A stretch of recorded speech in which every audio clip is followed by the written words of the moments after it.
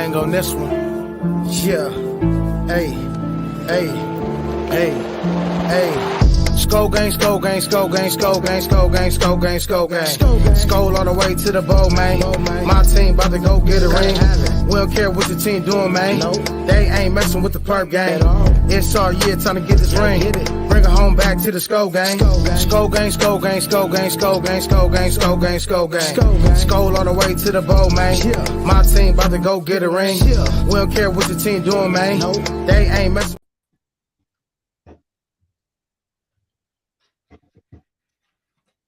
What it do? What's up? What it do, everybody? Welcome back to the after party. Purple vibes in the zone. We already got one special guest already in the back room waiting to jump on with us. You know, the man you love to hate. Who is it? We got Tony Bell in the building. What it up, do? Tony? How you doing? What's going on? What up, though? Can you hear us, Tony? What's going on, guys? Oh, okay. I'm like, hold on now. What's going on, man? Can you hear me? Yeah, we hear you, bro. Okay, I hear you. I hear you guys loud and clear. Good. Hey, thank you. Hey, we jumped on a little later tonight because we had a special interview with Phoenix Sproles on the Saturday Night Live channel. But yeah, welcome everybody. We got My Worthless Opinion in the building. Shout out to you, bro. Bob, I want to mock Swede. Let's go. Hey, Mary, I got your address. I just got to get to the post office. Don't worry. This bad boy is yours. I've got to box it up and get it to the post office. Happy birthday again. All right. So, hey, we got Tony in here. What are you trying to get off your chest? Talk that talk, bro. I'm just right now just listening to you guys. All right. Okay. Sounds good. All right. Well, I'm going to start it off. Go ahead. I got something to say. I got to get off my chest, man. Okay, let's hear What's up? What's up with Jordan Addison, man? I love the kid, man. What happened? What was he thinking? 140 miles per hour. I know he's a young brother. You make mistakes, but damn, that's a mistake that can get you killed. That's a mistake that can kill somebody else. Here's the deal. Brother. Let's slow it down. Okay. Lived here all my life, born and raised in St. Paul. Where he got pulled over, the house I grew up in is up on that bluff of the freeway. I know exactly where he got pulled over. Where he got pulled over, it's very common because there's a stretch from like a certain part of St. Paul to Minneapolis. That's a straight line. Yeah. And at 3 a.m., there's nobody out. And you got a brand new Lambo, you going to open it up. Now, he doesn't know where the speed traps are. So he went through a speed trap. And there's an area there that's a speed trap. Before they got behind him and threw the lights on, there's a speed trap there. So, yeah, naturally, he's going to get busted. But let's slow it down. 20 years old, just got paid millions, got a brand new Lambo.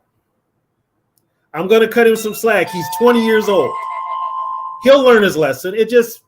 Everybody gets clipped speeding, don't matter what kind of car you're in. His was brand new Lambo, so naturally, I'm going to say it, they was looking at him. Who's driving his brand new ride going 100 some odd miles an hour? So that if he was driving a pickup truck, I doubt he would have got pulled over. But that's why I drive my minivan. So right. Plus he was literally there's a part of the freeway that goes through the hood. Yeah. And he got caught. Yeah, there's just levels of speeding though. There's speeding, and then there's too fast, too furious speed. There's levels to the game, bro. I understand what you're saying, but damn, 140 and a 55? Okay, first of all, here's the deal. That's two different levels. There's levels to the game. Like Meek Mill said, there's levels to the game. There's 110, 140. Okay, first of all, if you got a car a car that can go 140, you ain't never going to get it to 140 unless you take it to a test track. Yeah. So that's mistake number one. He should have been somewhere where you could open it up. Yeah, he got the paper. Go Right. get you a test track and do it Right. there. But You know what I mean? no, but he's once again. I know cats that do 90 on that stretch of the road, and that they're ain't 140. they're 50. That ain't 140. It's still speeding. It's speed still is speed. speeding. Come on, Tony. 90 compared to 140. What my point is It's a that Lamborghini. that stretch. I understand, but he could go get us a private track to do it on. He got the paper. It was also 3 a.m. Ain't nobody out. It was also 3 a.m. Ain't nobody out. Ain't nobody out but the cops, the po-po, Yeah, but- the That's police. right, but he don't know that. He's not from Minnesota. I feel him though, but He don't know that. Hey, I I got know some Well, now sense. you do. we got Justin Day in the building with us. Purple and gold for I Day. ain't What's up, Justin? What's going on, bro? To get in with this guy, I'm gonna say it like this. Okay, I think Tony, I hear what you're saying because I grew up close enough, and I've driven that stretch You know that stretch a then. million times.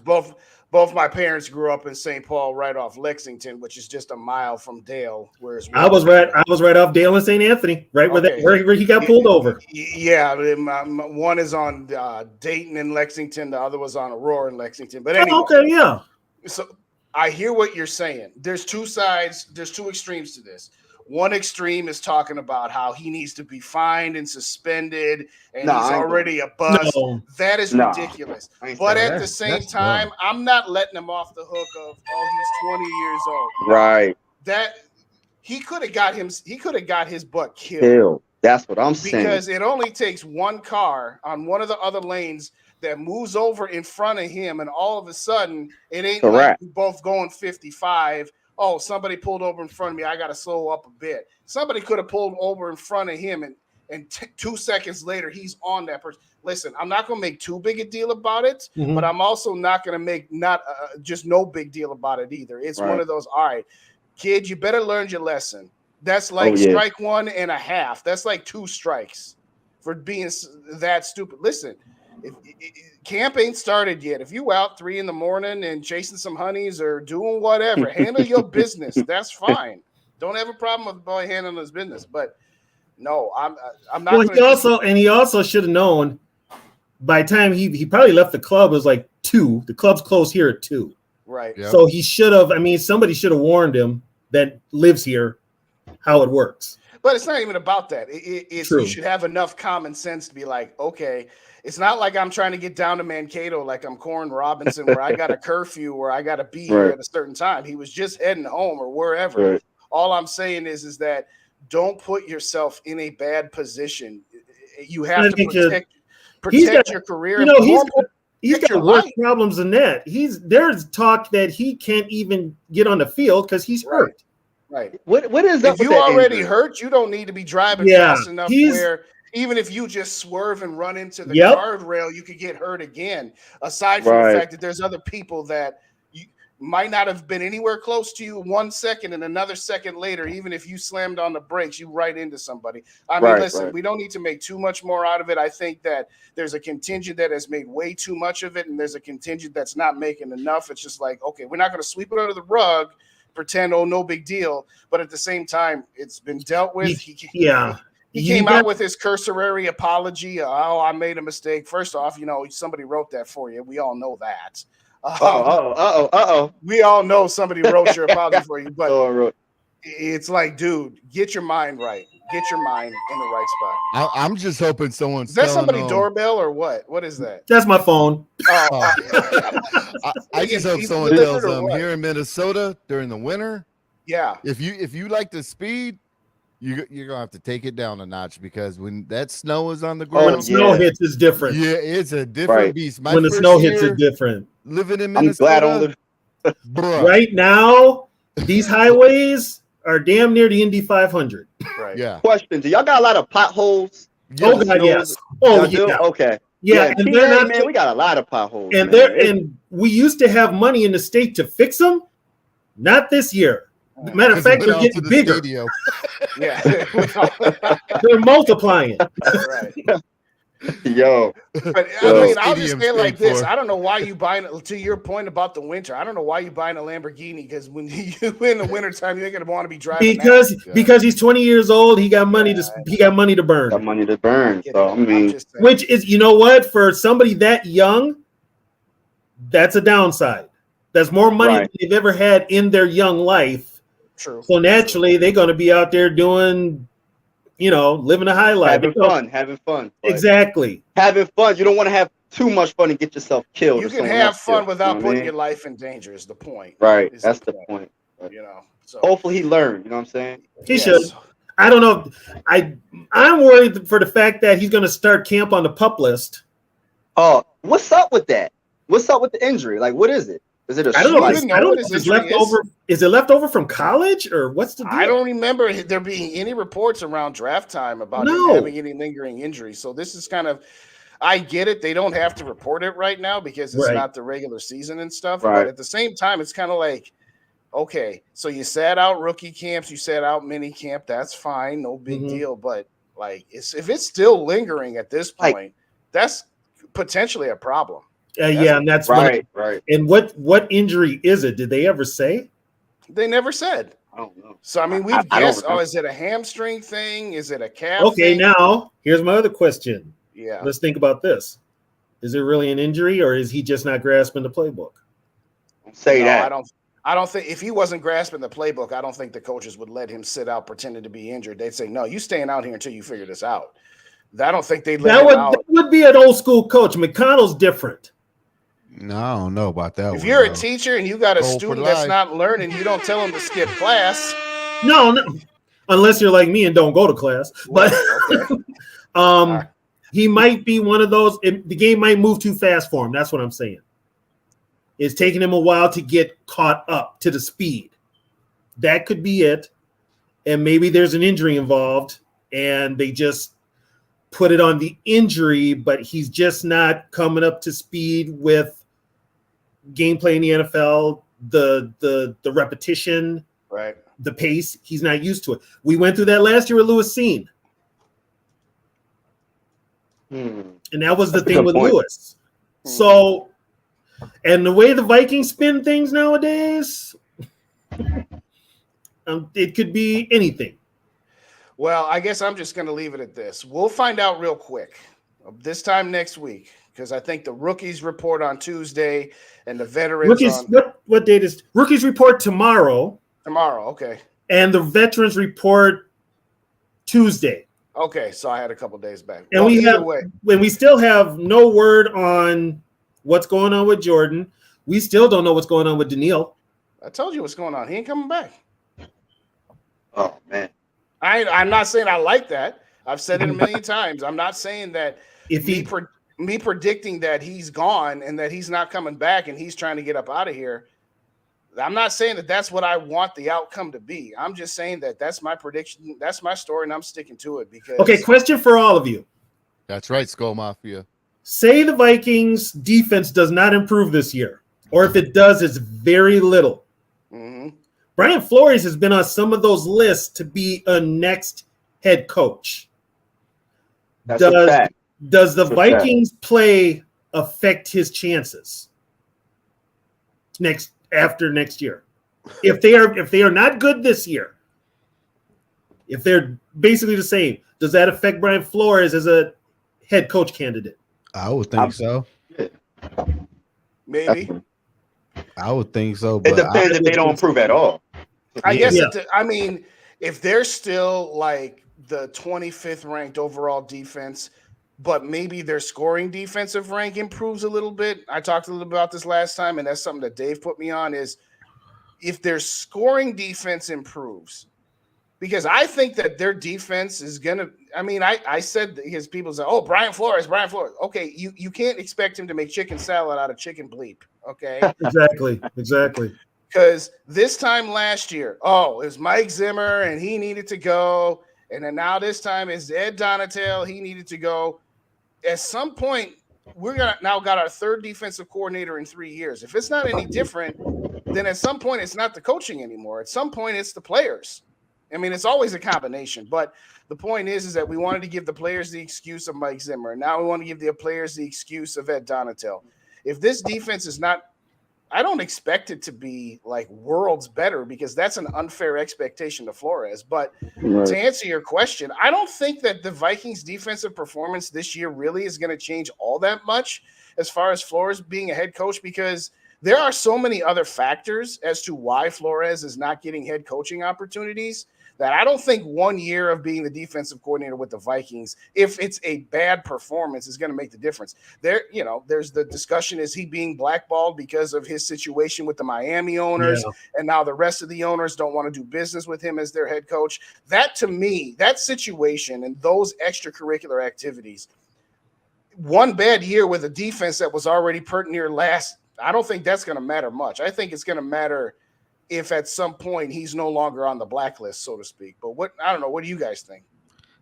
I think he'll be off the blacklist, and I think the team that might take a look at him if things go south this year for them, which it just might, is Washington.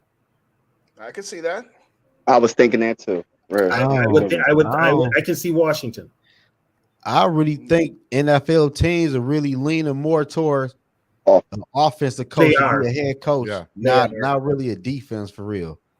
I really think no matter what Brian Flores do, I really think he's gonna be here in Minnesota next year for real. He only signed a 2-year deal. That's what I'm saying. I can see him probably doing a 2-year bid, or he said bid. No, I know.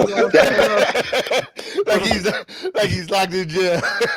I'm locked up. They won't let me out. They won't let me out. I'm locked up. People want offensive coaches to be head coaches now. Right. Like we seen Houston went and signed a defensive coach, but Houston is a mess. Yeah. Like Houston also signed a guy. Houston also signed a guy that's got ties to the team. Yeah, exactly. And plus, Houston was going through we ain't want no black head coach. Now we want one. Then we signed the player who used to play for us is the head. Houston's really bad. Exactly. But I really think NFL owner want head coaches to be offensive coordinator minds. You know what I'm saying? Like OCs. Well, here's another problem too with the NFL, and I'll ask you guys this: how many of these owners actually know football? Not many. Not that many. What I was gonna just say though is, I meant to say Washington team's now got a new ownership, so maybe Flores could have an in with that because they're not going to be beholden to the betrayal that they label Flores, right? So I could see that. But also, you're good, and the wild card for Washington, believe it or not, Magic Johnson. Yes. Yeah, but I could see being a head coach for Washington though. Magic Johnson, he an owner. He's an owner. He got that type of bread. I didn't know he got that type of bread. Dang, man, because don't he own the clip? He owns the Dodgers, right? Yep. He's got 4%. He's got 4% ownership in the Washington team. Oh wow, I didn't know that. That's what's up. And he's also Magic. He's already put it out there that the name's going to change again. He getting that paper. He getting that paper for real. But look, dang. The person I can see being the head coach of Washington is my man who over from Kansas City, the OC. The enemy? The enemy? Yeah, what's up with him? Why isn't he not getting a job? Like what I've heard everything from, he does not interview well. That's what I've heard, and he can be like an old school coach. Abrasive. I can see him being a head coach for real, and he could do it too. And what do they both have in common? They're both African American. Right. Exactly. And that's crazy. That's a good point, though. I didn't even think of that. That's deep. Because, like, I'm thinking maybe they was trying to say he wasn't really the offensive coordinator. It was really Andy Reid. That's why they didn't really give him a real, true opportunity. Right. But I don't know. I don't know who's calling the play. Little history here. It didn't stop Brad Childress from getting a job. Yeah, man, we ain't talking about Brad Childress, man. Brad Childress was the same thing. Brad Childress saw what happened. And I was just going to bring that up, Tony. I think that Brad Childress kind of hurts Eric Bieniemy because you've seen a disciple of Andy Reid That's a good point. A mediocre head coach at best. And so now they're like, well, the last time, I mean, look at all the Bill Belichick disciples that turned out to be nothing head coaches in the NFL. That's a fact. Wow, that's what's his face?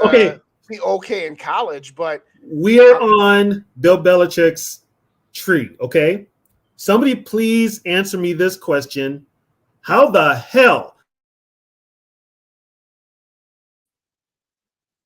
Colts? What's going on?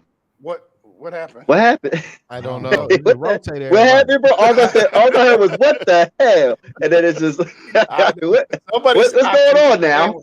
Say it again, Tony. We got froze for a minute. Okay, how does Josh McDaniel keep getting a head coaching job after, especially what he did into the Colts? Right. But yet he gets another job. Says you know why? What's up? Okay, man? He still sucks. Yeah, but shit. He still sucks. Exactly. If he's going off his name and his credentials, he still sucks. Yeah, exactly. But they're going to give rap in the building. But KOC ain't called plays at the Rams though. Yeah, and that's why I'm still out on him. I'm still out on him too. Oh, dang, for real? Yeah. KOC got lucky last year. Oh, dang. Yeah. I hope y'all wrong. I hope he's all right. For the sake of the team, I hope I'm wrong too, but he's got to show me something. Right. Yeah, can look. How many 3-and-outs did Minnesota have last year? Well, that's been the case with us for about the last 5 years. What? Yeah, probably longer. Who's our quarterback? You said it, not me. Who's our quarterback? Yeah, I ain't gonna talk about that. Yeah, me neither. I mean, I'm not gonna say that but look though, that's the only reason. But it's not the only reason, but it's part of it. But look though, KOC should have been brought here. Maybe they do it this year. Is to bring a quarterback into Minnesota, right or wrong? Well, that's why they drafted. They're gonna have to. Ain't got no choice. They're gonna have to. They can sign Kirk to a 3-year deal at the end of the season. Don't say that. Don't say that. Oh my! Come on, take. Don't say that. Come on, Zoe. Come on, man. We was. Come on, man. You know what? And I'm trying not. And I already think he's probably getting an extension. I hate to say it. He's getting an extension. What's going on, y'all? What is going on? What's going on? What's going on is you got to look. What is going on? How they go draft a quarterback, man? They scared to draft a quarterback. Hey, we've had this conversation. You better not do it. It's the Wilfs. It's the Wilfs. They know what they have, and they're not gonna risk. How many times have I said it? They're more concerned about not being bad than they are about being great. And Kirk keeps them from being bad. Even Rap and you guys, Yogi, Rap said it on his show when you guys were interviewing Phoenix. With Kirk, you are guaranteed around 7 wins minimum. You're always going to. And you also don't need to win that many games in the NFC North. 8 or 9 wins the division. Exactly. If we sign him to a 3-year extension, y'all. Oh, if 1 year I won't like, but I'll live with. 3 years, I will not be happy. I will not be happy. If we do that, and we pass up on a franchise, and say Caleb or somebody is really a franchise quarterback, and we passed up on all that, I don't. No, I'm just saying as an example, Caleb or Drake May or whoever. Too. Can we please stop using that whole franchise QB tag? We haven't had one. What you mean? I mean, for any kind of quarterback, we don't know what they're going to do coming into the pros. Well, right. Well, we know that, but we haven't had a Aaron Rodgers. We haven't had a Brett Favre. We haven't had a quarterback in this franchise since when? When's the last time? Brett Favre got lucky because Majkowski got hurt. That's how Brett Favre got his job and kept it. But the point is, they still got a franchise quarterback. The Packers didn't know it. They didn't know it. But that's kind of the point, Tony. Is they at least said we're going to try and get us one. The Vikings, the problem with the Wills is since Christian Ponder was drafted and was a bust, they're so afraid. We have to take a chance. Like, what the freak are we doing? I'm agreeing with you, Mike. Well, what I'm saying is you need to think like an owner who's a billionaire. What do billionaires want? More billions. And guess what? The Wills are getting their billions. The stadium's paid up. Exactly. They're making tons of money off the outside things with the team. And you know what makes it worse? Because Patrick Mahomes actually had the nerve to say that Kirk Cousins is what did he say? Underrated, the most underrated. So it probably put it. I don't know, man. He said, he said that on camera. He probably said something totally different when he on camera. I'm like, y'all hyping up Kirk like this. He said that on camera. Yes, I want him, bro. Hey, Yogi, let me ask you this, Yogi. Yeah. What do you think of In the Zone podcast? I mean, what do you think of that guy, really? I mean, is he okay or is he pretty good? Is he underrated? He's underrated. He's absolutely underrated. Who's the In the Zone guy? Zoe. No, he didn't just do the Tony. Come on, bro. Now put Zoe in the back. Yogi, put Zoe in the back room for a minute so he can't hear us, and then answer the question for real.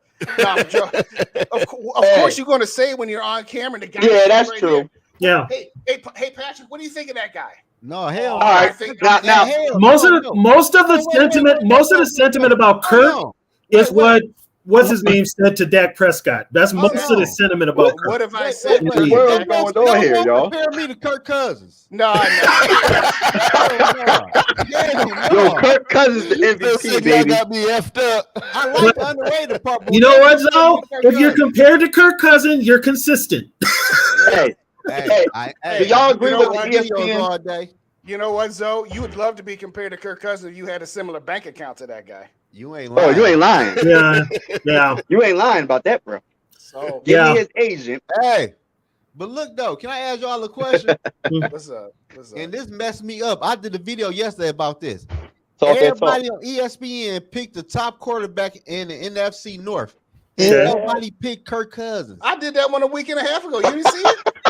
I said the same thing. Like, listen, Zoe, you and me are out on Kirk Cousins, right? But you still not going to pick Jared Goff and Justin Fields over Kirk Cousins. No. Somebody said Jordan Love the best quarterback. What? Yes. Jordan Love? It's the best quarterback. Who, on ESPN? Yes. That's why nobody watches ESPN. ESPN about to get canceled. ESPN about to get canceled. Who said Who that? was it? Malika Andrews or whatever her name is? Some black dude with the bald head. Well, that's a lot of them. Football? Did he play football? Man, I could put a video up. Put your video up. We can play it. No, because there was unless they had a different segment, because they did there was a first take segment with Courtney Cronin and a couple of other guys, 2 or 3 other guys, and 2 of them picked Goff and 2 of them picked Fields.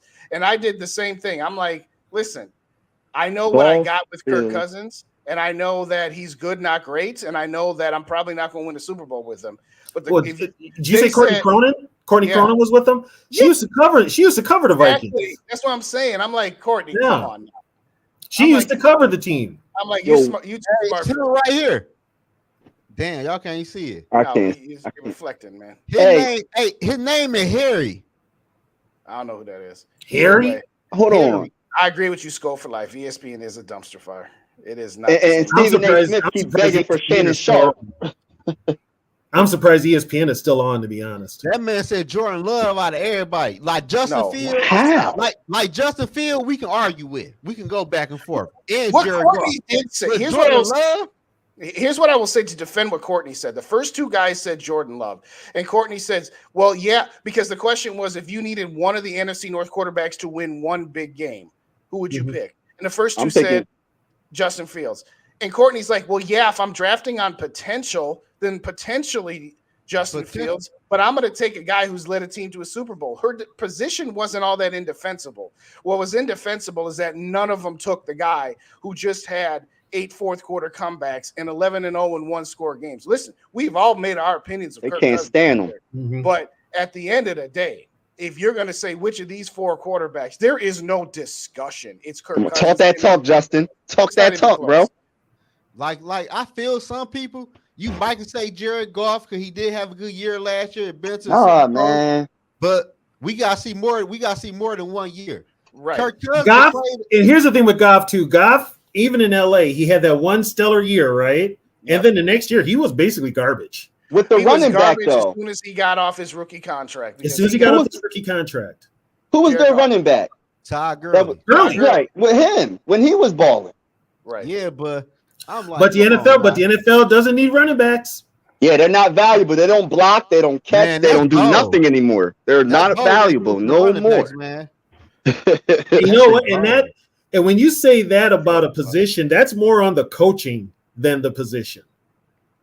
They debatably do more than a lot of. It's partly that. It's also partly about positional value because, what they're saying is running backs are important, but if running back A gets me X for production and running back B gives me just slightly less than X for production, but running back B is only going to cost me $2 million and running back A is going to cost me $14 million, I'll take the decline in production because the difference between A and B production-wise is not worth the difference between A and B salary-wise. And that does make sense. The problem is that because quarterbacks have gotten an absorbent amount of money and wide receivers and great tight ends are now getting an absorbent amount of money, the running back position has just gotten squeezed. It's unfortunate for running backs, but it is what it is. I made a video about that because I was saying, how are they disrespecting the running backs? I mean, I'm going a little bit far back in the 90s, but dynasties were made off of the running back. You know what I mean? Emmitt Smith. If it wasn't for Emmitt Smith, I'm sorry. The Cowboys would have never got all them Super Bowls. Even with Michael Irvin and whatever else they had. I know they had a good offensive line, but Emmitt Smith, you can't stop him. It's over. You're not beating the Cowboys back then. The NFL changed, though. It changed really fast because, for a couple of you guys are younger than us. So you missed it when I was growing up, running game, you had to have a strong running game and a great defense. Yep. And I miss those days. I get into this all the time. D-Will in the building. Thank you for tuning in. Hey, I get into this all the time with Viking fans. Yogi, did you get Sarah? I don't know if you saw Sarah. I did not see Sarah in the building. But yeah. What's up, Sarah? What's up, Sarah? And targeting a franchise quarterback because it was a different era. It rotated us again. Yeah. I don't know why it's doing that. On? That's weird. It's never done that before. We playing what that shit musical squares here. Yeah, there you go. Look, but Kansas City really made it real bad by going to the Super Bowl and win the Super Bowl with a 7-round running. They jacked it up. No, that's been happening for a decade. It had, but it got worse after people seen that. Because the other way they won the Super Bowl with James White as their running back. Didn't they have LeGarrette Blount too? Who? Yeah, but he wasn't making that much money though. He wasn't making that much money. He wasn't making 14. No, he wasn't. He was on his rookie contract. Exactly. The Patriots had Tom Brady though, so that's different for real. All right. So who did Philadelphia have as their running back when they won in 17? Who I can't remember. I don't even want to think about it. I don't even want to think about it, Justin. It was terrible. Who were they running back? I don't know. Somebody on Sanders. But he was rookie contract. Yeah, they were a rookie contract. Oh, it was Sanders. Was it Sanders? Nah, it was the bull from they did a trade with the Miami Dolphins for somebody. I forgot the bull's name. Oh, he's from Dang, I can't even think of the bull's name, man. You're gonna make me dig out my roster. Yeah, I can't even think of the bull's name. I made a trade for a running back for the Miami Dolphins. He made a trade for him, and he was there, but there was somebody ahead of him. They were running back. Yeah, there was a two-headed monster, man. It was only thing. What? J.I.J. Yeah. What was his name? That came from Skull State of Mind. D Woods in the building. Yeah. From Miami. Yeah, he came from Miami. Adonijay. I think. Right. You got it, Tony. Yeah, I know. I'm like, I know they got somebody. J.I.J. Oh, I pronounced it wrong. You know that was. He was the backup. I don't know who was ahead of him. But they made a who? But Saquon Barkley like the whole offense for the Giants though. Like he is. Barkley signed him to a 2-year, 3-year deal for like $35 million. That's it. Put it this way: Barkley got Daniel Jones an extension. What's up? Barkley got Daniel Jones. He ain't gonna like that though, because he know Daniel Jones is trash. Yeah. When's the last running back that got drafted in the first round, like won a Super Bowl? Like Ezekiel Elliott didn't, Adrian Peterson didn't. Like I'm trying to think of the best running backs that were drafted in the first round. Probably like who? I swear to God, that's the good. I'm thinking it's Emmett. It's probably Emmett. Yeah. It has to be somebody before that. It was Emmett. Thanks to Minnesota Vikings and the Herschel Walker trade. Oh my gosh. Yo, my overall point about running backs is, it's the same point that I've had about good, not great quarterbacks. Like Justin Herbert, I'll take Justin Herbert right now. Mm-hmm. But if Justin Herbert was making $40 million, I don't know. I don't know. No. Okay, Daniel Jones is garbage. You're right. But on a rookie contract, you could do worse than Daniel Jones. He's better than, say, Teddy Bridgewater or Case Keenum. Hey, now wait. Right now,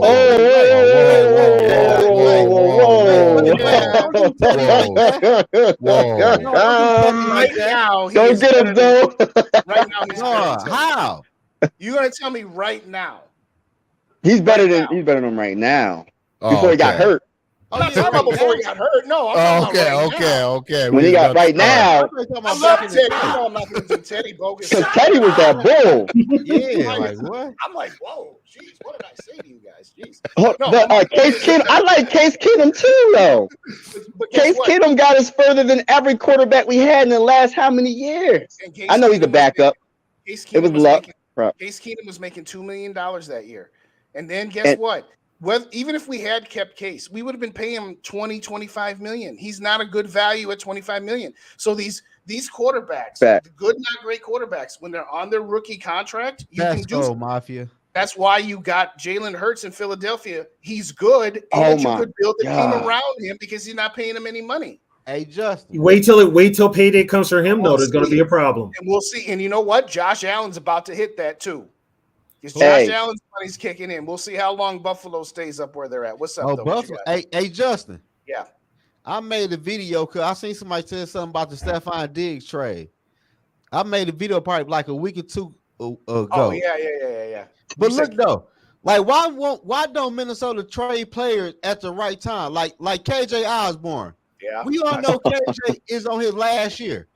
Why not try to finesse Buffalo out of second-round draft pick or a third-round draft pick if you know you're not going to sign KJ to a contract next year? And KJ will what? A sixth-round draft pick? KJ is a number 3 receiver in a game now where you can find a number 3 receiver anywhere. Yep. Yeah, we got Jalen Naylor. Yeah, I need to see some from him. Yeah, I'm not getting But I'll answer your question. I'll answer your question right here. What? If you got rid of KJ Osborne, that would weaken the 2023 Vikings, and the Wolves don't want to weaken their current team. But they think about the current year and the current year only. I feel you, but Justin, listen, but I agree with you that that's what they should do. But that ain't what they're gonna do. But look at this. If the Minnesota Vikings this year coming up, they're going to run the ball more, right? And we they say. Yeah, I don't believe that. I gotta see that. Yeah, but TJ is mainly a receiver tight end type of player. And we got Justin Jefferson and we got Ja. So how many targets will KJ really get this year? Well, if Ja ain't off the injured list come next week, we can't trade away. We can't get that's a I'm just saying if Ja is healthy and playing good. KJ right now is number 2.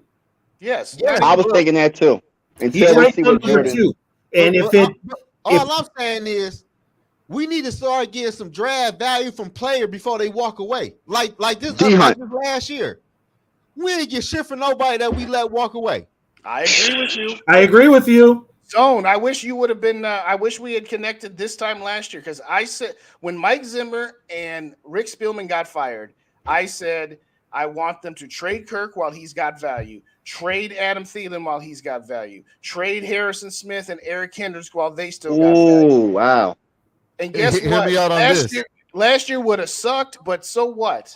In 2 years, if you keep this team, guess what's going to happen next year? They're going to do exactly that. They're going to have to start the rebuild, and you would have just wasted 2 years. I would have done it. Justin, I got a question for you, Justin. Who your connections are. Yeah. Did you hear anything as to why it was so hard to move Kirk? Because I heard some things. No. The only thing that I've heard is that the Wilfs' mindset is, if you want to trade Kirk Cousins, you better bring in somebody where the drop off is going to be as minimal as humanly possible. Because let's just say, for the sake of conversation, and then I'll let you speak on what you got. Mm-hmm. Let's say that they had traded Kirk Cousins to San Francisco for Trey Lance.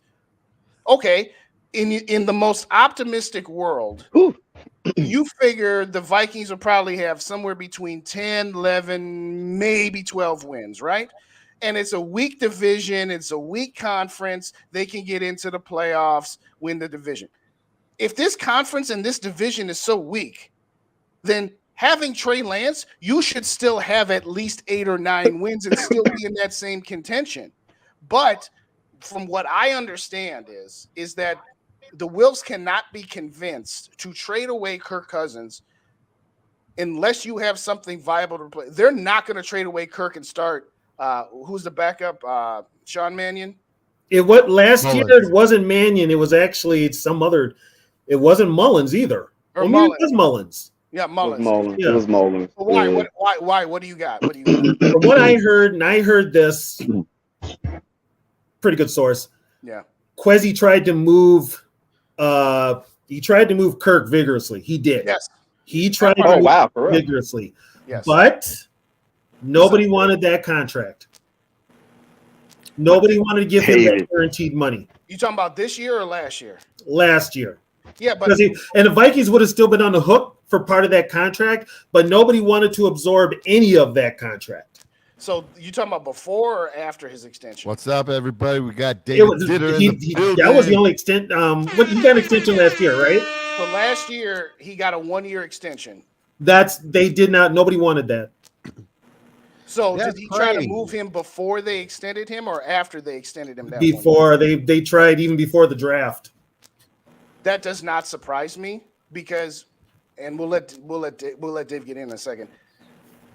You know that the guy from Chicago interviewed here, and the Wilfs said no because the guy, what's the guy's name? Pace. Ryan Pace. He wanted to blow up the place. He wanted to do what I just said and what Zoe said. Trade away this player. Trade away this. You've gone as far as you can with this group. You might as well sell off some assets and get some draft picks and take 1 year where you just suck. And then now you've got ammunition to rebuild and rebuild faster. And the Wilfs are like, no. So, no, that does not surprise me in the slightest. I heard that Kwesi, had some feelers out there to see what he could get for Kirk. I didn't know that he was vociferously trying to trade him, but it doesn't surprise me because Kwesi is not tied to Kirk Cousins and doesn't want to be tied to Kirk Cousins. Neither is KLC. Exactly. Now, the Kirk stands are going to say, see, look at how glowingly review all the glowingly good things that KOC says in front of the cameras. Well, what's he going to say? Is he going to say some bad stuff? Exactly. When they say purple positivity coming out of TCO, it's also the pressers. Exactly. So what's up, Taylor? How you doing? Doing well. David. When there's a will, there's a way, guys. And I'm not seeing a whole lot of will coming out of this team. All right. You can't figure out how to either sign Hunter or trade Hunter. I call BS. Your mic is a little. I could trade Cousins by 2:00 tomorrow. It's called San Francisco. Taylor, you got some. Dave, your mic is a little staticky. Dave, you got some fuzz on your mic. Can you even hear us? Can you hear us, Dave? Yeah, I can hear you guys. Can you hear me? Your mic is all fuzzy. My mic is. Yeah, you sound like a robot. Oh. You might want to unplug it or something. It's so crazy. It's so crazy. No, for real though. But look though. Try now. How's it sound now? Oh, yeah. Okay, better. Yeah, that's what I'm talking about. Look, man, you have got to trade Hunter before you alienate the man and not have him want to sign with us, which further devalues him. This is Dalvin Cook all over again, man. The second Miami uttered the idea of giving up a 3rd-round pick, and I know it's not confirmed. But they drafted a running back in the 3rd round, right? So when there's smoke, there's fire. Man, you don't take that trade and you end up cutting the guy. Now we're in a position where Danielle Hunter You don't like a 4th-round pick? Well, it's going to look pretty good when it turns into a 7th-round pick because now Daniil won't sign with us. Yeah, I don't like anything we're doing, man. Me neither. I've been saying take a 4th on. We're being run by a team. We're not being run by football people. So let me ask y'all this though. All y'all Viking fans right on here, right? Of course. I think so. So look though. As what I'm seeing right now in the NFC North, the Vikings right now, honestly though, in making the worst moves in the NFC North as going forward right now. Yes. They're making the worst moves by making no moves. Exactly. The Vikings right now is behind the 8 ball, behind everybody in the NFC North right now. Nah, man, this division's ours all day. Oh, it is, but what he's saying that is though, this. but what's going on next year? Exactly. Well, we're going to have a pile of money. We're going to have a whole pile of money. What that mean? But what are they going to spend it on is the question. Hey, listen, I'm going to say this right now. I'm a diehard Viking fan. The Vikings right now, they look like they don't know how to draft. Because Jordan I agree with that. They don't. What's going on with Jordan Addison right now? Well, Lewis seems like a bust. Oh, my then biggest the free problem agency with right the now, draft we picking up. who's These free making agency these ain't picks? looking too good. Is the KOC Bears picking these guys? In the Bears, it's a combination of KOC and Kwesi are making the decisions of who they want, but they got to go through a committee, and the committee is Mark Wilf and Andrew Miller, the two guys that know nothing about football, especially Miller. Miller comes from the Toronto Blue Jays. Well, I don't think trading the number 12 you see pick Chicago down to 30 for hey, look, nothing. I'm gonna say this. I'm gonna say this one time though. Let's say Justin Fields do make a big step in this upcoming year. The Vikings will be screwed in the next 5 years. Okay. Not if we draft our quarterback. Here's the thing, and here's what I'm going with. And I'm just gonna put this out there till I see differently. Right. I haven't seen a Ohio State quarterback make it in the NFL in how many years? I feel you though, but let me ask you this though, Tony. Everybody, where did Joe Burrow first come from?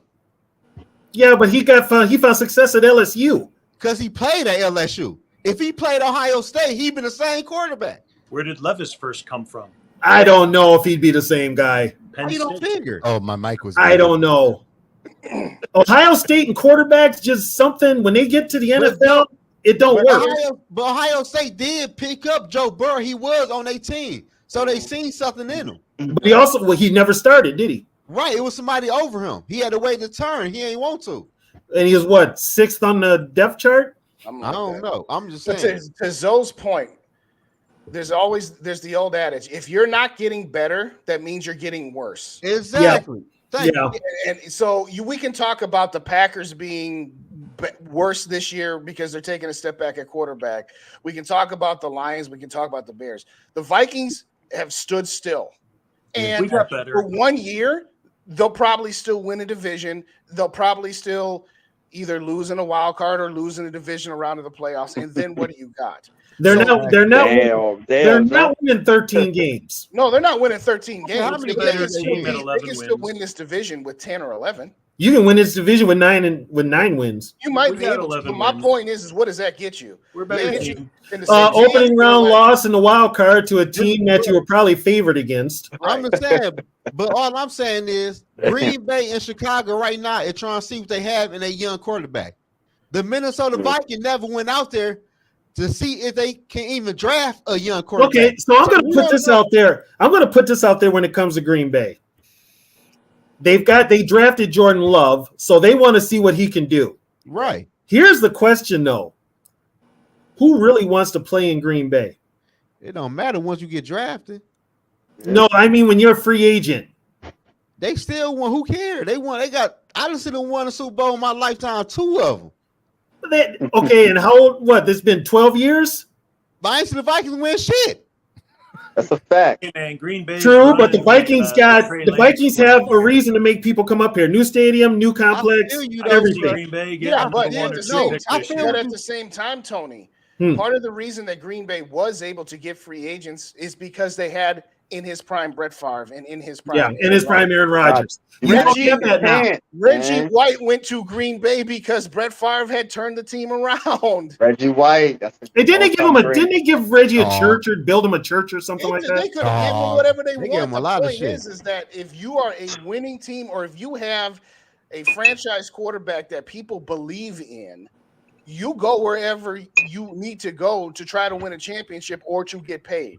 And so to your point about, okay, so yes, talking about next offseason, who's going to want to go to Green Bay? Green Bay is doing it exactly right. They're seeing what they have with Jordan Love. If Jordan Love pans out, then they got their guy. And guess what? If Jordan Love sucks and the Packers go 3-14, they're in the top 5 drafting another quarterback. Yo, this is Hey, big shout out to my boy Rap. What up, guys? This is what I'm saying, though, Justin. This is why we starting right now. Say what, David? Big shout out to my boy Rap in the building. Yeah, I know. We've been trying to get to Rap, and we keep going. What's up, Rap? Yeah, what's good? Nah, y'all keep doing your thing. Keep doing your thing, man. Hey, for y'all that didn't tap in on the previous show, Saturday Night Live, be sure to go check that out. Yes. Me and your boy Rap, we got to interview Phoenix Sproles from JMU. We got some good tidbits on the Trey Lance topic on there. So, but I asked you to ask him a question. You probably all didn't see it. I was going to say to him, I asked you to see, hey, does he think that Kirk could win a Super Bowl or that Kirk is just good and not great? But no. But look though, Justin, I wanted him really bad to say it, but we already know the answer. But my whole thing is this though, man. We had yet to see the new regime draft a quarterback. So honestly, I don't think they know how to draft a quarterback. But they don't know how to draft, period. I've been said that a few minutes ago. They don't know what they're doing. They don't know. We got to see this year, y'all. We new draft quarterback, or we can't sign free agent players or draft players. If they made a mistake last year, and and a lot of people were like, "Oh, it's no big deal. I don't care." You don't trade in your division when it comes to draft picks, and you sure don't trade down 20 spots and not get a first-round pick back. We got Thank you. So I'm just here thinking back, like, what are the new regime really doing? Like the only thing I would say the new regime is they're not okay. Here's the thing: Viking ownership is not going to let this regime do whatever they want, like they did with Spielman. So everything is done by committee, and like I said, that committee is Mark Welf and Andrew Miller, two people that know nothing about football. And if it saves that team money. Put it this way, the Vikings are willing to stay status quo because they're the team to beat. They won the division last year. So they're like, why should we change anything? We're the team that needs to be beat. So they've got that attitude. So they're going to run it back with basically the same staff, with the same people. But why aren't we signing anybody? Not even our own guys, for God's sake. Who would you have signed with our own guys? JJ extension? I mean, that'll get done. TJ Hawkinson. I ain't worried about that. TJ Hawkinson. I ain't worried about those two. I mean, the list goes on, man. Besides, here's the thing, though. They're worried about TJ and they're worried about JJ. I understand that. I'm sorry, I'm old school. You got to have a defense that can stop somebody, and we ain't got that right now. Right. Yeah, Tony. By you saying that, I'm on the side of trading TJ. I'm not about to pay TJ no top notch dollar. Pay Christian Darrisaw no top notch dollar and JJ. So what the fuck we gonna spend the money on defense? They'll be ready to trade everybody. Boy. I'm just saying we about to pay everybody on offense, and our defense gonna be shit. The thing with Darrisaw is like for real, like Darrisaw. The thing with Darrisaw is if he keeps getting hurt like he does, his value is going to kind of go down because nobody's going to pay top dollar for an often injured left tackle. But Tony, it kind of works in your favor. In a sense, Tony, aren't you saying that if they're doing it by committee, as you put it, isn't that kind of tying one hand behind Kwesi's back? Yes. I mean, so how can we say that he doesn't know how to draft if the committee is telling him what he has to do and pulling the puppet? He's a puppet. He's a puppet. But if he's a puppet, then how are we going to blame him? If no one person because guess what? You need a scapegoat. Guess who's the scapegoat? It's going to be Kwesi. Unfortunately for him, he's not even a football guy. Not really. The shit ain't working though. You know what did Quasi, the one thing that Quasi did was check off a very important box in NFL standards. He was a minority hire. This was the year we should have tried to get rid of Kirk Cousins. But here's the thing, though. And trade him to the 49ers, get Trey Lance, see what Trey Lance is. Quasi if Trey Lance sucks, then we get our quarterback in the first round. Right. Quasi wanted this is the year, though. We wasting time. Why y'all keep on saying the 49ers like Kyle Shanahan wants Kirk Cousins? I'm saying I just use that as an example. Anybody, bro. But other people said that today, though, on the show. Anybody, whoever wants Kirk, they can have him. Nobody wants him. There aren't too many takers out there. They put him with Shanahan because Shanahan worked with them in DC.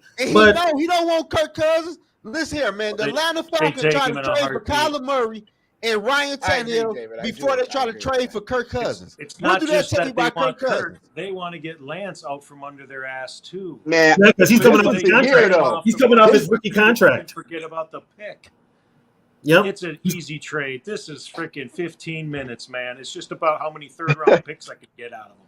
Look, hey, how long is Purdy going to be out for those guys? And I love Purdy. I think going to be ready. This was the year, y'all. I'm trying to tell you. UCL injury is going to take 2 years to heal. So we better not start off this season bad. That's all I'm going to say. If they do start off bad, then we better not. Here's the thing. In 2020, the year after we traded Diggs for Jefferson, and after we lost to San Francisco, I said that's the time you need to move, but they didn't do it. And then they started 1-5 into the bye week, and that was 2 weeks before the trade deadline. And I said, go out, because they played the Packers out the bye week. I said, go out and beat the Packers, and then after that, trade away all your players and just accept that this is a bad year. And what did they do? No. We can't trade Riley Reif, even though we could have got a 4th-round pick for him from Tennessee. Yeah. We can't trade Kyle Rudolph, even though we could have got a 5th or a 6th for him. Shout out to Kyle Rudolph. We can get back into this. And what they do, they went 6-4 just to finish 7-9 and miss the playoffs. And then they didn't trade away any players that they ultimately let walk. To Zoe's point earlier, they don't have the foresight to say, if I'm not going to re-sign this guy after this season is over, then I need to trade him and recoup some value for him. You're like, what the fuck are we doing? Like, what we're doing is what we're trying to do is when Christmas comes around and we've got 2 weeks left in the season and Fox has got the divisional leaders on this side and the current wild card teams and the in the hunt teams, the Vikings have their objective is to always be at least in the hunt with 2 weeks left to go in the season. That is their number one priority. Right. But Justin, but let me ask you this, no Super Bowls that way. What? But let me ask you this though, because I don't know. I'm not in the media and stuff like that. Well, but don't you No, I'm just saying though. But don't you make more money when you win a Super Bowl? No, up here it's different because up here this is football town. As long as and the seats are sold out, the stadium is sold out, so those tickets are already gone. The Wilfs are making money hand over fist.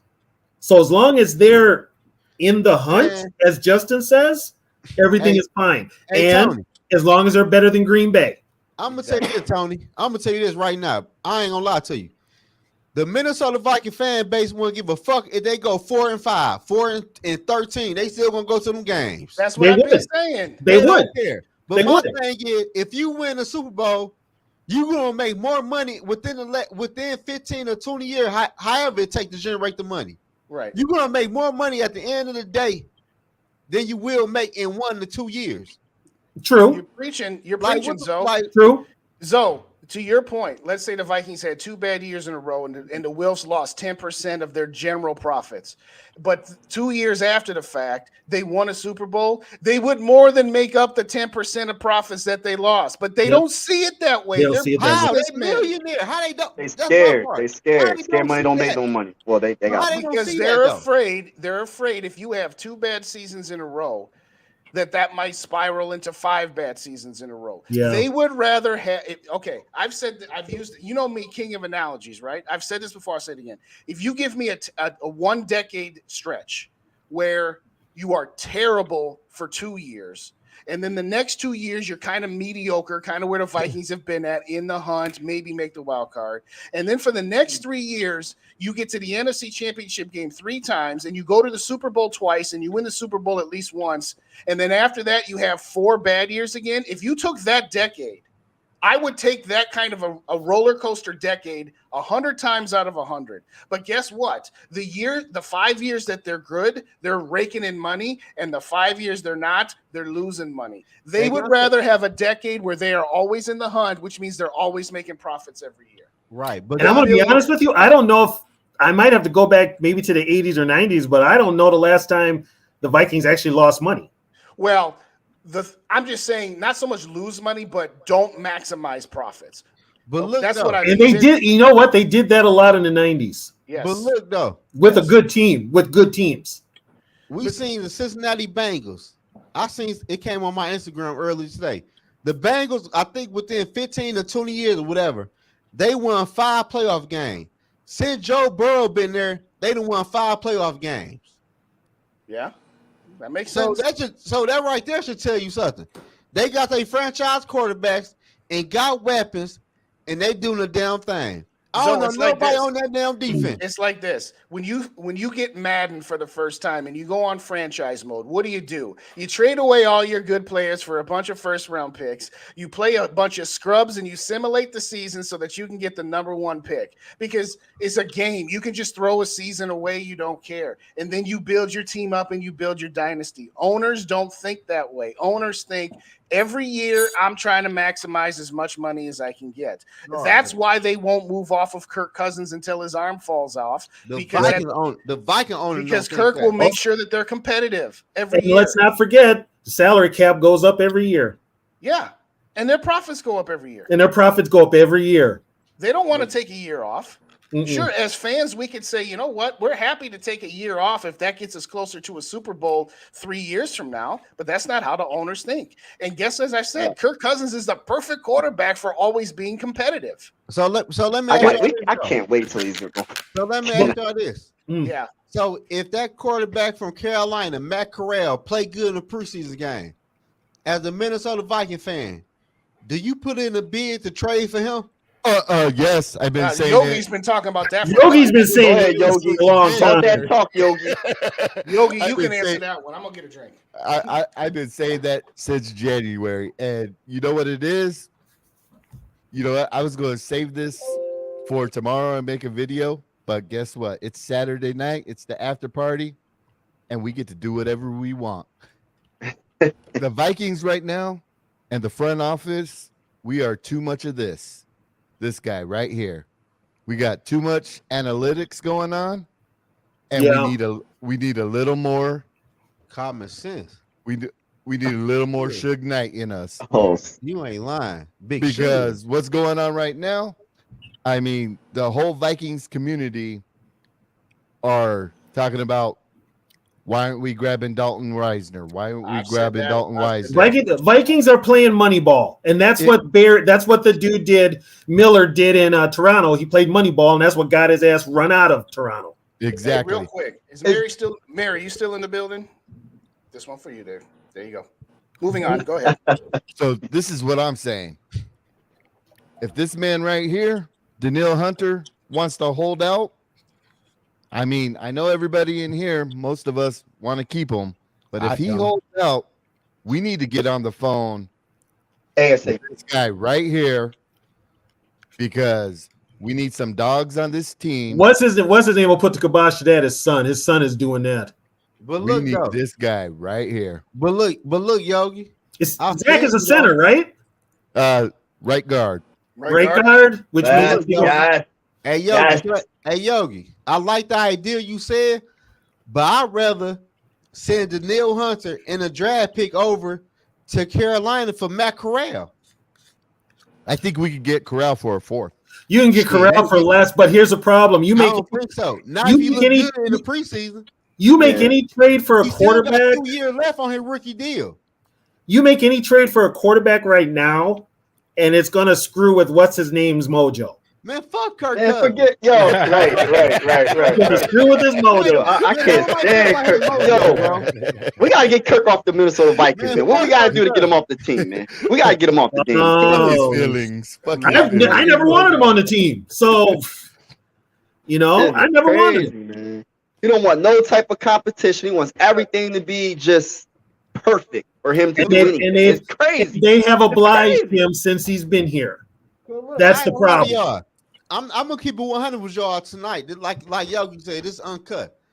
We got a better chance for the Minnesota Vikings drafting a quarterback than moving up in the NFL draft for a quarterback. I ain't gonna lie to y'all. They ain't moving up. Say that again. What'd you say? I said we got a better chance at trading for a quarterback that's on somebody's team than moving up in the NFL draft for a quarterback. And I would do that. I would do that. And if that was the scenario, if we were to trade for Matt Corral in that first round, I want you guys to, I've been talking about this gentleman too, Cooper Beebe, a left guard from Kansas State, because that would shore up, just like Zoe says, we could trade Cleveland now and get some draft capital for him. In that case, sign Dalton Reisner. What's up, but draft Cooper Beebe and have Matt Corral competing with Jaron Hall, I'd be okay. I ain't gonna lie though, Matt Corral just don't move me like that. Because you've seen him, you in Carolina. What's the deal with Reisner though? Is he still hurt or what's the deal? He must be, because why else? That is such an obvious answer right there. But rap. And what's his name? And somebody, what was it? Billy Price just got released in a injury settlement. He's a center. But hey, rap. All I'm saying is the Minnesota Vikings, man, are not going to trade up for a quarterback, man. I'm not going to lie to you. They scared to draft a quarterback in the first round, and they not going to move up in the NFL draft. I think they are. I think they will. They're gonna have what's gonna happen is if it comes down to it, because here's the deal. Quezzy's got maybe a year or two left, as does KLC. Mm-hmm. They're not going to have their legacy tied to Kirk. They're going to want to make a move right now. But are the Wills going to let them make a move? And that's where you're going to have some problems. I'm sure that was discussed though as they got hired though, knowing Kevin O'Connell being a former quarterback, that's his main goal is to locate a quarterback that's his. He loves Kirk Cousins too, but locate somebody that he actually brings to the team and really turns them into the player he wants them to be. You know what I mean? I think that had to have been part of the deal, man.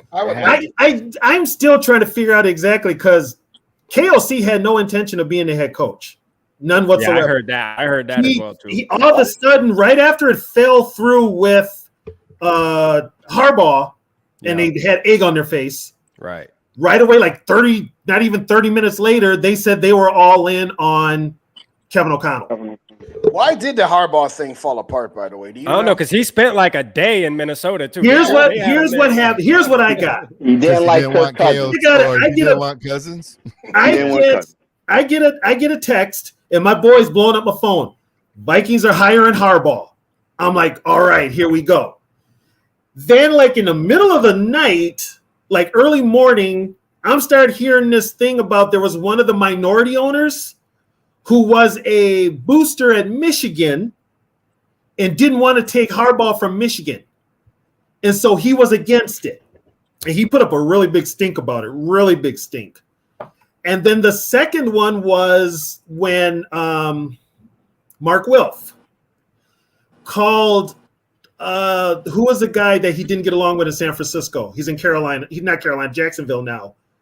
Who's that dude? I know who you're talking about. I can't remember his name. Yeah. I forget his name, but he, of course, didn't get along with Harbaugh.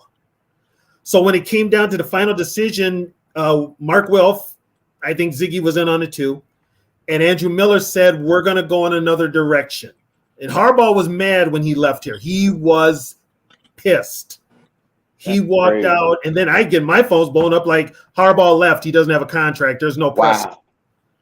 And so not shortly after that, like I said, the team put out a presser, said they were all in on Kevin O'Connell. Do you think they would have tried harder to get rid of Kirk if they had Harbaugh, or if that Harbaugh would have fought to keep him? Yeah, I think I can tell you right now, if Harbaugh's coach, Kirk is not here. Exactly. And that might have played another part too. That might have played another part in it too. He wanted a lot of control, because he's a veteran. He wanted to come in and say, "Hey, I want to do what I want to do." Here's the thing, though. We get Harbaugh, we get Vic Fangio. Yep. We would have had Fangio. Instead, we got a knockoff. Facts. That's a fact.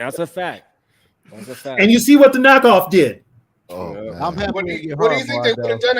I mean, all right. So let's say they hire. I still believe we made the right decision, though. I like Kevin O'Connell. We made the right decision. Okay, and I'll give you that. I said. Yeah, but if you tell me right now, Harbaugh, Fangio, and we don't have Cousins, I don't know. I might like door number 2 better. I mean, we won 13 games, though, bro. Harbaugh would have got a quarterback. Harbaugh would have got a quarterback, even if it's. And Harbaugh would have been old school football, which guess who that would have benefited?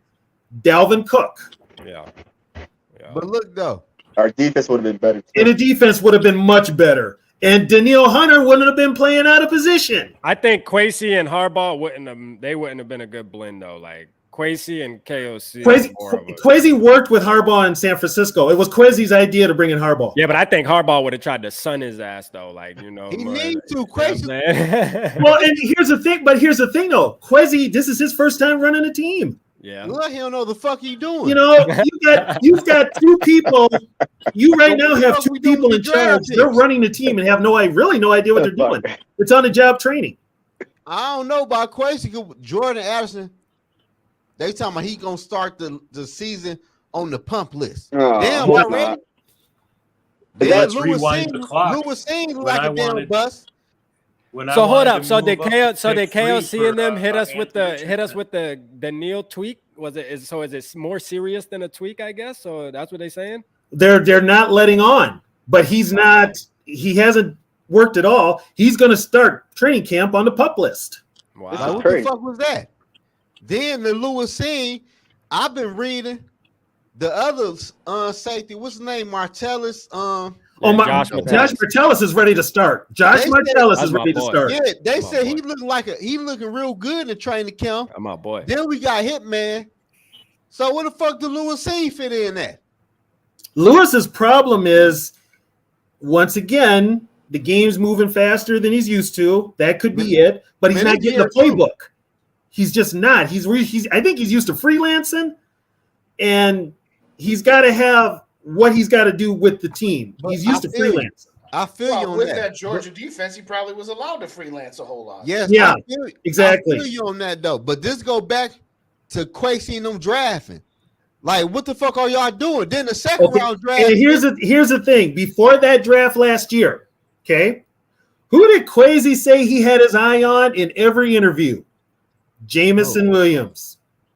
Oh, he did? He said he wanted Jamison Williams. Why did he trade? It's called Mark Welf and Andrew Miller. They traded down. But look though, Tony. But can't they see? Because I see the shit. The shit they telling Kwesi is not working. They don't care. It's their team. It's their team. They're still making money. But it's not working. That trade down is not. You want a Lewis Singh, and Lewis Singh is a bust. Yeah, okay, I don't know if the owners. I don't know if I can. I'm with David. I don't think the owners made that decision to trade down. No, that was the owners. That was the owners. It was for salary cap reasons too. It was salary cap reasons. Hey, we got Dave from First and Skull. 2 old bloggers in the building. Shout out Dave, man. Let's start with it. Dave. Hey, 4 p.m. Central Time. Be sure to check out 2 old bloggers.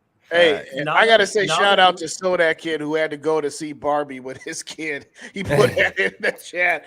I'm sorry. Shout out my boy Sodak. Well, I'm sorry about that. See that tomorrow. Now that we put a name to pick 23, would you now trade Jordan Addison in 2 first rounds to move up to draft pick number 3 for Anthony Richardson? Hell no. Hell no. I like Anthony Richardson. I'm straight. I would have done it. We better hope that he's not a baller. That's all I'm saying. With Anthony Richardson Who took Richardson? The Colts. Who took Richardson? The Colts. The Colts. Yeah. I'm gonna make it a point to watch them too. See, my thing, this is with Minnesota with the quarterbacks. I ain't want none of these quarterbacks coming out for real. I was waiting for this year coming up. So we better move up in the NFL draft to draft one of these quarterbacks that's coming out. This past year reminded me a lot of 2011, or just weren't very good choices. No, they wasn't shit for real. I think the first three were okay. After the first three, yes, I agree. When they started putting Will Levis coming to the Vikings, I panicked. I panicked. I'm like, no. But no, I ain't a lot of question. Yes, I would take Jordan Addison and 2 first-round picks to get him right now. I'm not gonna lie to y'all. Carolina should have waited. Carolina should have waited this upcoming draft to do that motherfucking trade for the number 1 overall pick. Because I wouldn't have took no Bryce Young at number 1. I ain't gonna lie to y'all. Bryce Young might be decent. I think Bryce Young. I like Bryce Young. I don't. I don't like no Alabama quarterbacks for real. You really don't like none? None? I'm gonna tell you though, this draft does seem like it's gonna be the guy like Stetson Bennett or something that's gonna turn into like the household name or some shit. Or they could be a bunch of lockers and ponders. Yeah, exactly. It could be. It could be. They say Will Levis is doing horrible. Yeah. Will Levis is doing horrible, but I'm so glad we didn't get that. Yes. Oh my gosh, I said it right there into the first. If we would have pulled the trigger on that. Man. That's what I was in panic mode. I was ready to say I'm done with this team. Hey, Rap. Yeah. Remember draft night when I was just like, okay, it wasn't Jordan Levis, so I'm happy. Do you know how much chaos that Super Show would have been if we had taken this? He was on the clock. I was like, we were on the clock and he was available. I'm like, bro, please don't do this shit. Please. I heard the boy looking good though in training camp and mini camp. Who? DTR. DTR, yeah, I like DTR. That's what I'm saying. It's gonna be one of them. Like DTR is not gonna really get the opportunity because they got Watson unless he gets injured or something. But here we'll have to see a couple years from now, depending on how Watson's career kind of pans out. But I did like DTR though, man. And we got one too, Jaron Hall. I mean, we don't know. You know what I mean? That's the thing with quarterbacks, man. But to your point about next year trading up. If the Vikings had the foresight that we've had this entire conversation about, let's not always push all our chips in every single year, they would trade Kirk. They would get back what they can get for him and just take a year and say, all right, cool. Because guess what? If you keep Kirk, you're going to win this division. You're going to lose in the wild card division around the playoffs, most likely. And you're going to be picking somewhere between 22 and 27. Which means you're going to have to trade a bucket load of assets to get up into position. Whereas, let's just use the example. We use the example of Trey Lance. Let's say Trey Lance gets you 9-8 and you still win the division. Okay, well, then you're no worse off than you would have been. But if Trey Lance is garbage, now you're drafting in the top 10. Yeah. But look, Justin. But they're shooting themselves in the foot for always. They're shooting themselves in the foot by always trying to remain competitive because Kirk is good enough to make you competitive, which means you're good enough to not be drafted in the top 10, but you're not good enough to win no Super Bowl. What's up, Brad? Go ahead. But look, that's why I said I don't think the Minnesota Vikings are going to move up in the NFL draft this year because the Vikings are not trading any player for draft capital to move up in the NFL draft. That too. We let people just walk away scot-free. We not getting no draft capital for no NFL players. So for a lot of the players, we're letting them walk because we kept them too long. I'm saying that's my art. That's what I'm saying. Like last year, we could have traded some player. This year, we can trade Danielle Hunter, KJ Osborne, and keep it pushing, or trade Danielle Hunter or TJ and get the draft capital to move up in the draft for this upcoming draft. And trust me, if they had hired Ryan Poles, what you said we should have did last year would have happened. He was going to do it. Hey, hold on, wait. Stop this shit with the Trey Lance, man. Trey Lance, that boy, man. Stop that with the Trey Lance talking. Trey Lance, that boy. I ain't want to say nothing about that, but Trey Lance is a bust.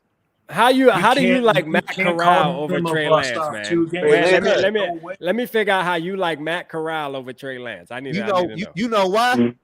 Could Matt Corral first off started more college game than Trey Lance? And first off, we don't know. With Trey Lance, we know. Do we really know? You don't. He keeps getting hurt. We don't really know. We don't really know. So here's my point. Okay, here's my point. So all I'm saying is this: I know that Kirk Cousins ain't in, and I would rather trade Cousins for Lance just to take a chance and to just get out from underneath a Kirk. Just get out from underneath that contract. I'm not here stumping for Trey Lance per se. I'm just saying the idea like that. So after we did our interview tonight with Yogi's nephew, man, and he was college roommates with Trey Lance, and he told us a lot of insight on how I like the boy. Okay, so I already liked him, but I like him more. Hey, Rap, can I ask you this though? You first off, you work the whole preseason for week 1 in the NFL. You know who you playing. And for you to come out to play the Chicago Bears, who defense was horrible, and you looked horrible in that offense.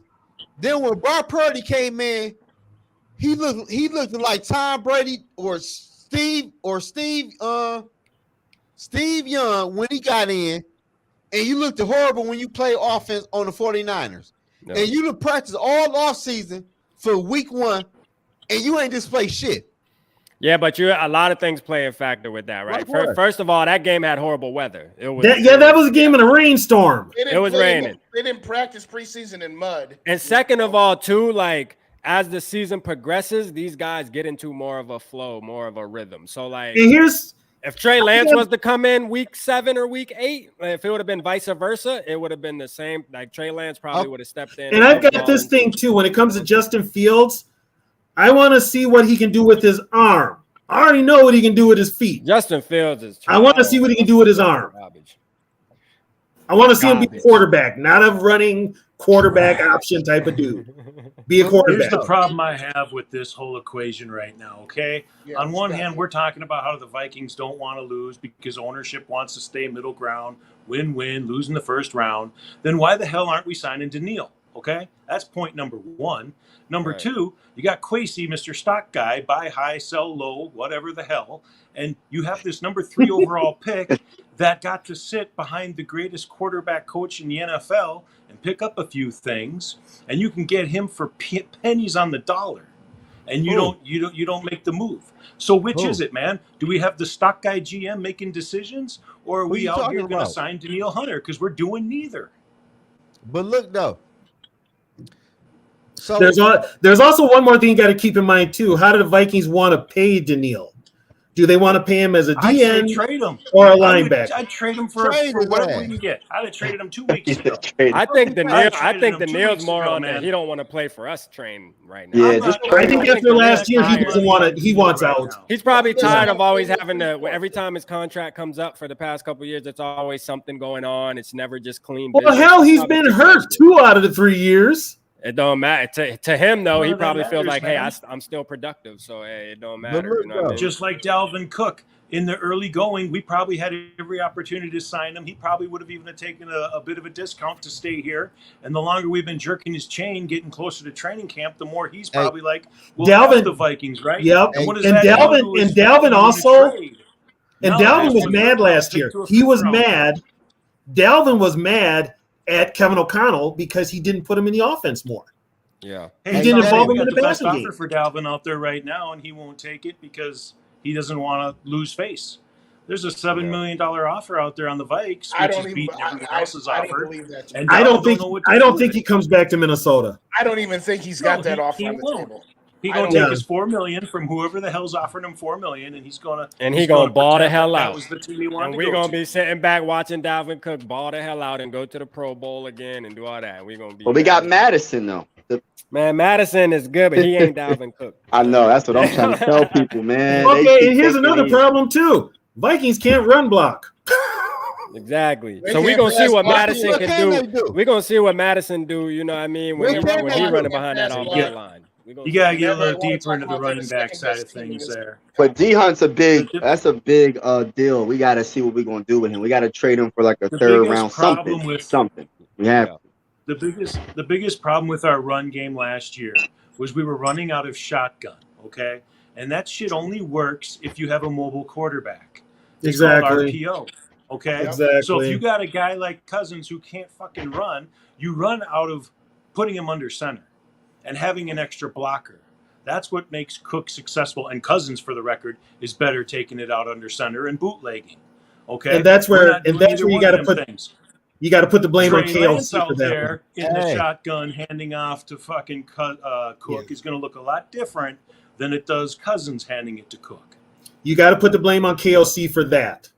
But I agree with your overall point, though, is half the moves they're making, it's like they're trying to be in for this year, and half the moves they're making is they're trying to think analytically and think about the future. They're not making any moves, right? They're not making any moves. They're like frozen. That's why I said, from the get-go, I said the first time they uttered that bullcrap competitive rebuild, I'm like, no. Don't get me started on that one. You either are rebuilding or you are trying. And if you're trying and you shouldn't be trying, then you're just fooling yourself. The idea of the Eagles are competitive rebuilding. We should have learned from the dang Eagles. A totally different game from the whole league. No. Look at what the Eagles Carson Wentz. Yeah, but the Eagles won the Super Bowl. They won the Super Bowl, right? Out their ass. They got players everywhere. The Eagles also have Howie Roseman. I know, but I'm just saying we need to take some lessons from them. Has a little they got a GM. They got a real GM that knows football. I ain't gonna lie. The Eagle fans, see, man, them Eagle fans be coming at my neck, man. I'm trying to win, man. I'm tired of losing.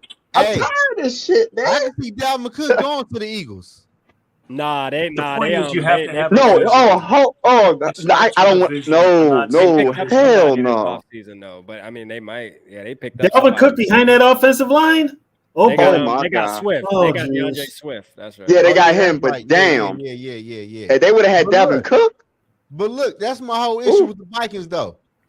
We done seen the Eagles to move away from Carson Wentz. Right. When he was playing like and shit. Nick Foles. Nick Foles got him the dang on Super Bowl. Exactly. And what did they do? They done moved on from both of them quarterbacks, and the Vikings still playing with Kirk Cousins, and he ain't give us shit.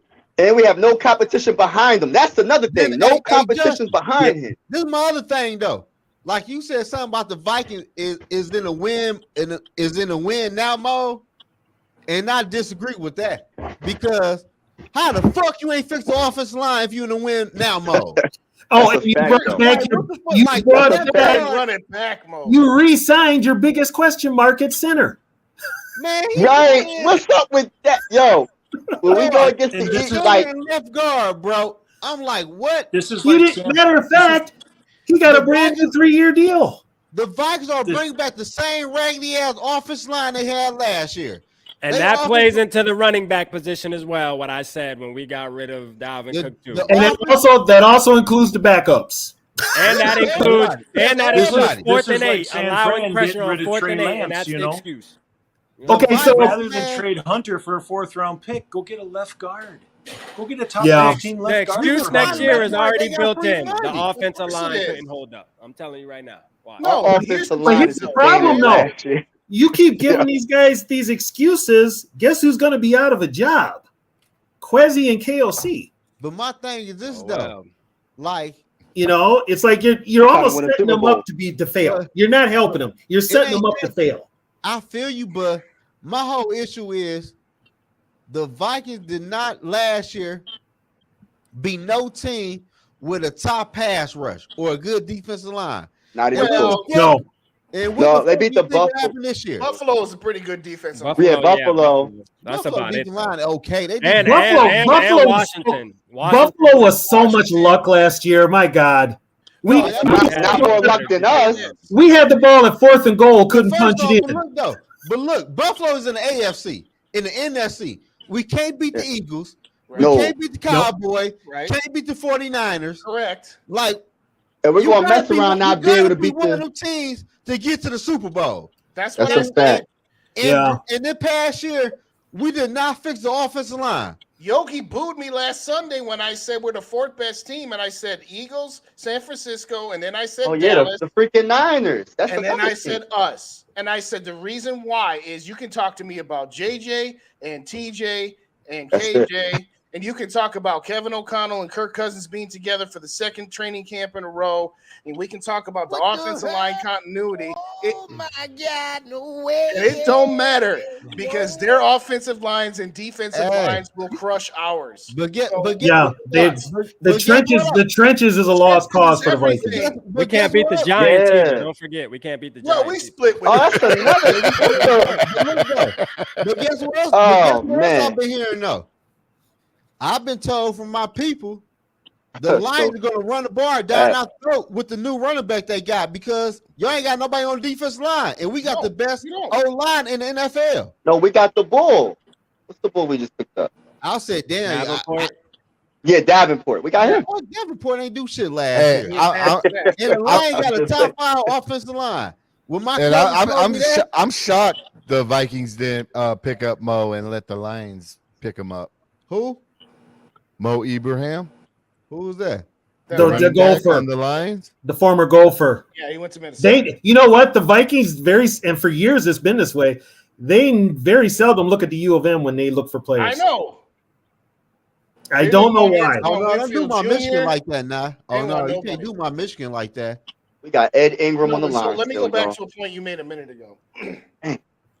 The other problem with the Wilfs, aside from always wanting to make sure that they're never bad, is they always say, okay, what worked for us last year and what didn't work for us last year? Oh, this didn't work for us last year, so we'll fix that. And we'll just assume that everything that worked for us this year is going to continue to work for us. So what are they banking on? They're banking on our defense was trash last year, so let's bring in a new defensive coordinator, and let's just assume that everything offensively is going to be just fine.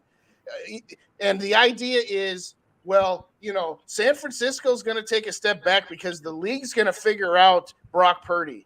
As if the league ain't figured out what the Vikings offense is. It's Justin Jefferson, is blitz Kirk Cousins up the middle. Yeah. And that's all you need to do. So what can we what can we do to help out the offensive line? We know the offensive line. Get new line. Quarterback who can get listen, can we do more screen passes? Can we do more screen passes? Can we switch it up a little bit? We don't need to be doing no more screen passes. We done not to the tight end, not to the tight end. I'm talking about to the running back. To the running backs, it was if you really want to help the O-line, and I call it go old school, run the damn ball. Run the ball. Players play better running forward than they do backing up, especially offensive linemen, right, Yogi? Yes. We need to do something. It's not this season could be very, very bad or it won't be very, very bad. I'll tell you why. It could be. No, because of the offensive line. Doesn't matter. It won't be very bad unless the defense really tanks. Mike, it's like this. You got 4 games against the NFC South that all suck. Tampa Bay sucks. New Orleans, Atlanta, Carolina, that's 4 wins right there. You got 4 games against Chicago and Green Bay. You should win at minimum 3, if not all 4 of those games. Justin, we're playing the AFC West this year. Don't matter. That's 7 or 8 wins right there. So the AFC West? The West? No. The NFC South. Okay. The 4 games against Chicago and Green Bay. That's 8 games. You should win 7 of those games, even with the mediocre offensive line that we have. We're not playing the South, though. The NFC South. The NFC South, yeah. You said AFC. Oh, I'm sorry. No, I said the Saints. I said the Saints, Falcons, Carolina, and New Orleans. The Bucks. So that's 3 out of 4 right there. Those 8 games should be 6 or 7, if not 8 wins. So right off the bat, you're not going to be terrible. Probably if we lose any, I love it, Justin. I hope that happens, bro. If we lose any game to a Southern team, it'll probably be, and I'm just going to put this out there, the Saints win on a last-second field goal. Hell no, we got the Saints at home. They're not losing at home. Derek Carr going to throw an interception. We beat the Saints. What, do you think we're invincible at home? No, the Saints are terrible, dude. The Saints are terrible. They weren't very good last year either. The Falcons win. We beat them last year. Yeah, because the goalpost. Well, my point is this. Where you're going with this, Mike, is it's all well and good to say our offensive line can survive against bad to mediocre teams, and we can be a 10-win team. But as soon as you get to the playoffs, you're either going to face the Cowboys, you're going to face the Giants, you're going to face the Lions, or you're going to face the Seahawks. you're going to face one of those 4 teams. Who in the West? The Niners? I'm going to say the Niners win the West, and I'm going to say Seattle gets a wild card. Could be a wild card, yeah. I like Seattle. I'm going to say Philly wins the East and Dallas gets a wild card. I'm going to say New Orleans is going to win the South. Who cares? They're garbage. That team's going to lose first round no matter who they play. And I'm going to say Detroit could get a wild card or New York could get a wild card. Yeah. So bottom line is this. You're either going to face New York, Dallas, Detroit, or Seattle. And so what if you win that game in the wild card round at home? You're going to go on the road to San Francisco. You're going to go on the road, yeah. Guess what? We can talk about 4th and 8 until we're blue in the face. Let's say Cousins had thrown the ball to Jefferson. Let's say they scored a touchdown. They had gone for 2 and got it, and then they would have stopped Daniel Jones with 30 seconds left. We would have got killed in San Francisco. So that 4th and 8 play, it makes everything like, seriously, Kirk, how could you do that? But so what? I don't know, man. But Kirk would have won a playoff game. Exactly. That's the only difference. My point is that when you get to the second round, you're going up a team that's better than you. And it's got better defensive line than you and a better offensive line than you. Our offensive line is mediocre at best. We got 2 good tackles. That's it. Hey, fellas, real quick, man. I'm hopping off of here, man. I just want to give a shout out to all y'all, man, on the panel, man. This shit, you on. All right, man. Later, Rap. For sure, man. Appreciate y'all, man. See, I don't know, man. I'm trying to. Trying to be optimistic, but you're right, Justin. You're definitely right about that, man. Second round, we can, if we get past the first round in the playoffs, the second round is like we going against one of them top dogs, and like we keep talking about the trenches. We're weak, defensive and offensive. This team last year was beyond soft. I'm just going to put it was soft. For 5 years. Since 2017 has been soft. It's been soft. Right. Last year they were just really soft. So I think Ed Ingram will be better. That was it. Ed Ingram will be better. He might very well be. But you still got Ezra Cleveland playing out of position. And we got Bradbury too. He gonna be all right. Stop with the Bradbury. I don't acknowledge Bradbury. I don't acknowledge him. Okay. I mean, I think offensive. Here's how I look at it. Over the course of a 17-game regular season, you can survive. You survive the game against Buffalo. You survive the game against Miami, who has a good defensive line. I'll remind people, we had 15 possessions that game. We had 11 3-and-outs. Damn. Against who? Miami. Yes, Miami. And that was against Teddy. Tua ain't play. Oh, yeah, because he had a concussion. Right. Tua didn't play, and then Thompson got hurt. Exactly. Yeah, we got lucky. We had a lucky season, y'all. We survived against Washington. We survived against Washington. We survived against New Orleans. We survived against the Jets. The Colts. And Washington. But, Justin, wouldn't you agree? The wins were impressive, but those losses were glaring. Yes, that's what I'm saying. Yeah. What Kevin O'Connell has done versus the last year of Zimmer is we would lose some of those close games to mediocre teams. Mm-hmm. But you're right. As soon as we get to playing a team that's got a good offensive line and a good defensive line, it's a wrap. It's a wrap. It's not even close. I'm saying. Listen, if we had lost to Dallas, say 38-35, as opposed to 40-3, and we were competitive in that game, then you could say to yourself, okay, we got something here. We didn't show up 40-3. We didn't show up in Green Bay.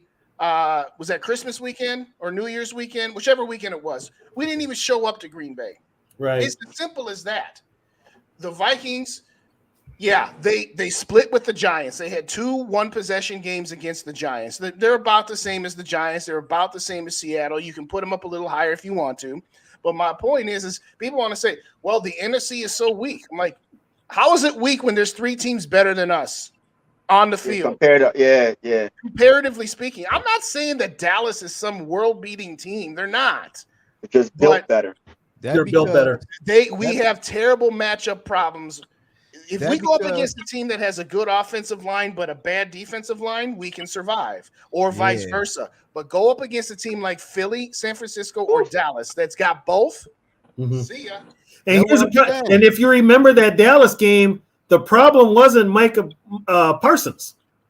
It was everybody else on that line. Well, it wasn't Parsons. Darisaw got hurt at the first or second snap. Man, yeah. Wait a minute. Parsons didn't even play the whole game, did he? No, I think everybody sat the fourth quarter. No, they was. But look though, but that's how do you guys feel about Lawrence from the Cowboys? Who Lawrence? DeMarcus Lawrence? Yeah, I'll take him. He all right.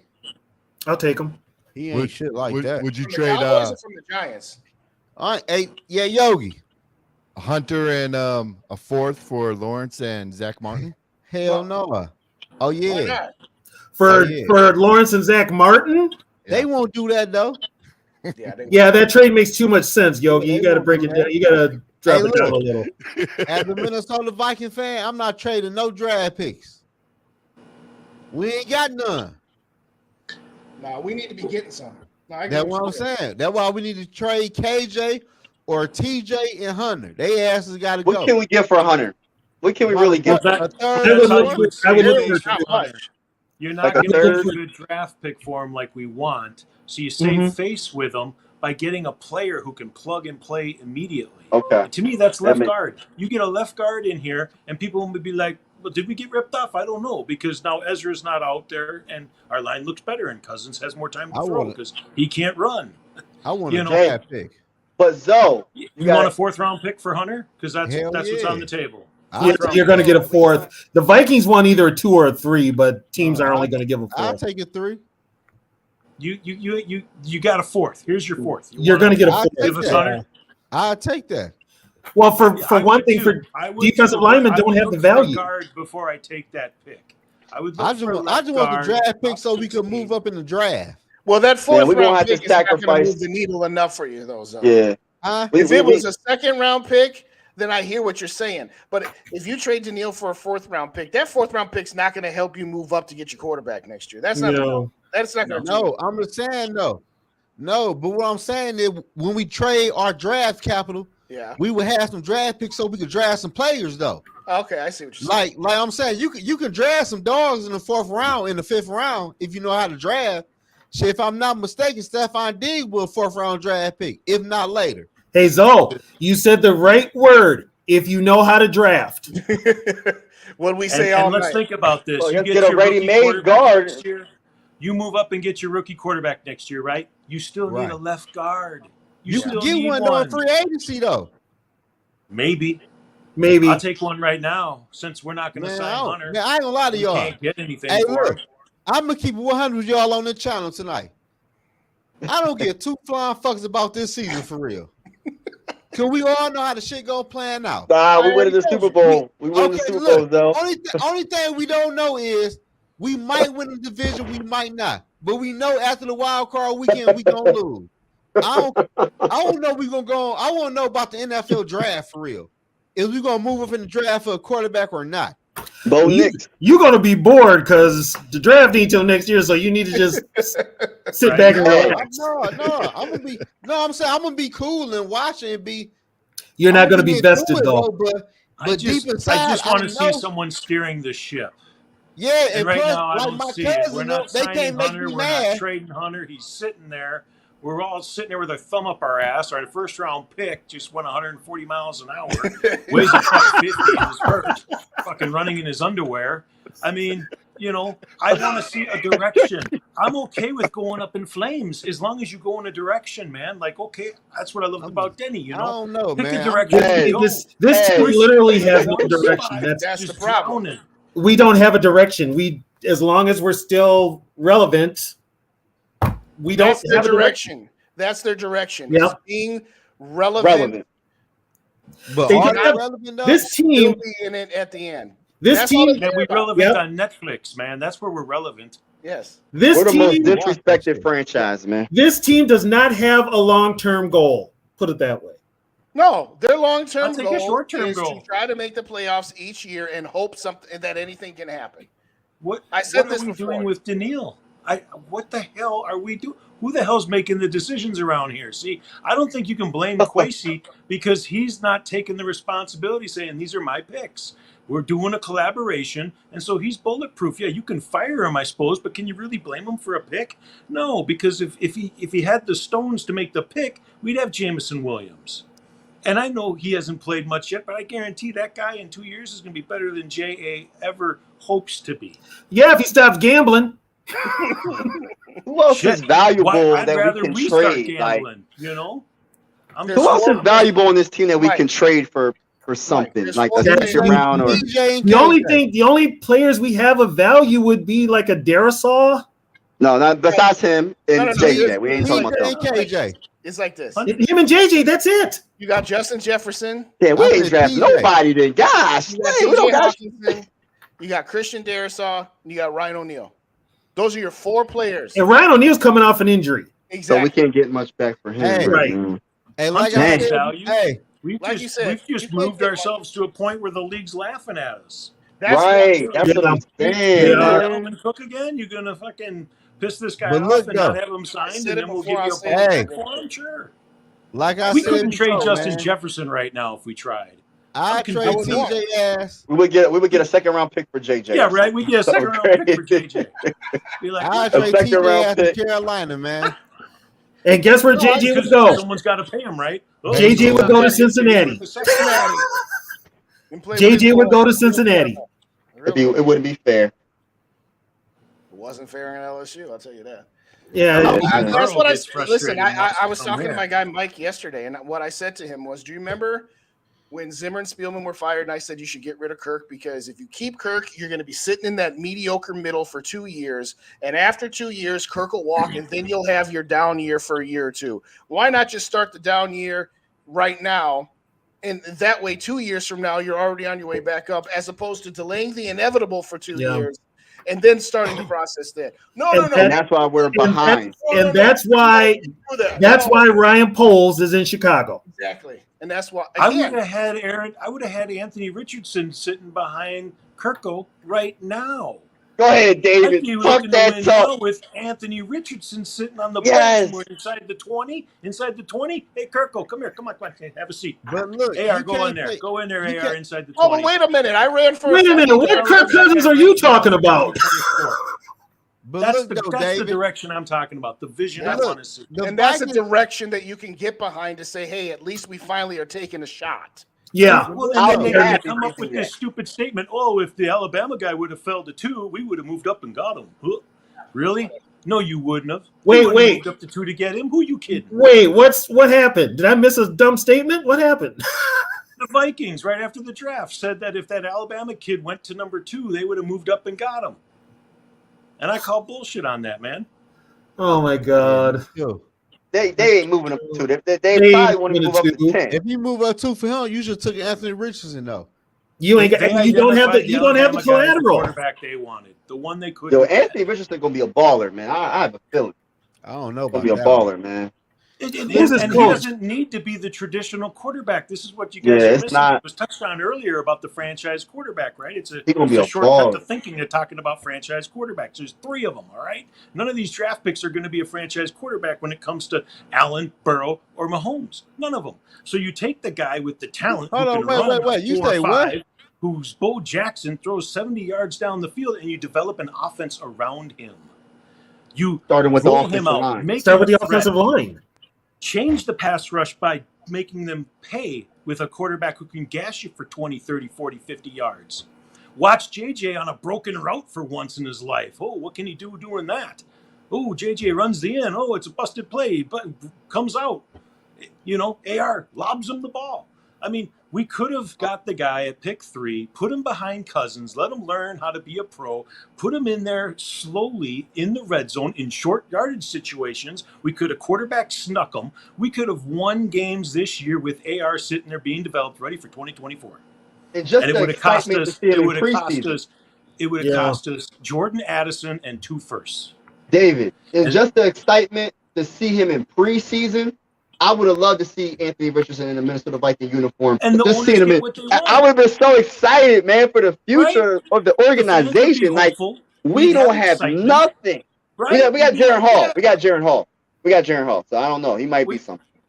And I'm sure Addison. I ain't gonna say he ain't gonna be telling you, nothing. man, you could have had AR sitting there, and you could have found so many ways to use him. You could have put him at tight end in motion, throw him the ball a few times. You could have had 15 plays for that kid every game. I'm gonna watch this preseason. I'm excited to see Jaron Hall. I tell you what, though, man. I know this preseason's coming up. We better see Jaron Hall. I ain't trying to see no fucking Nick Mullen.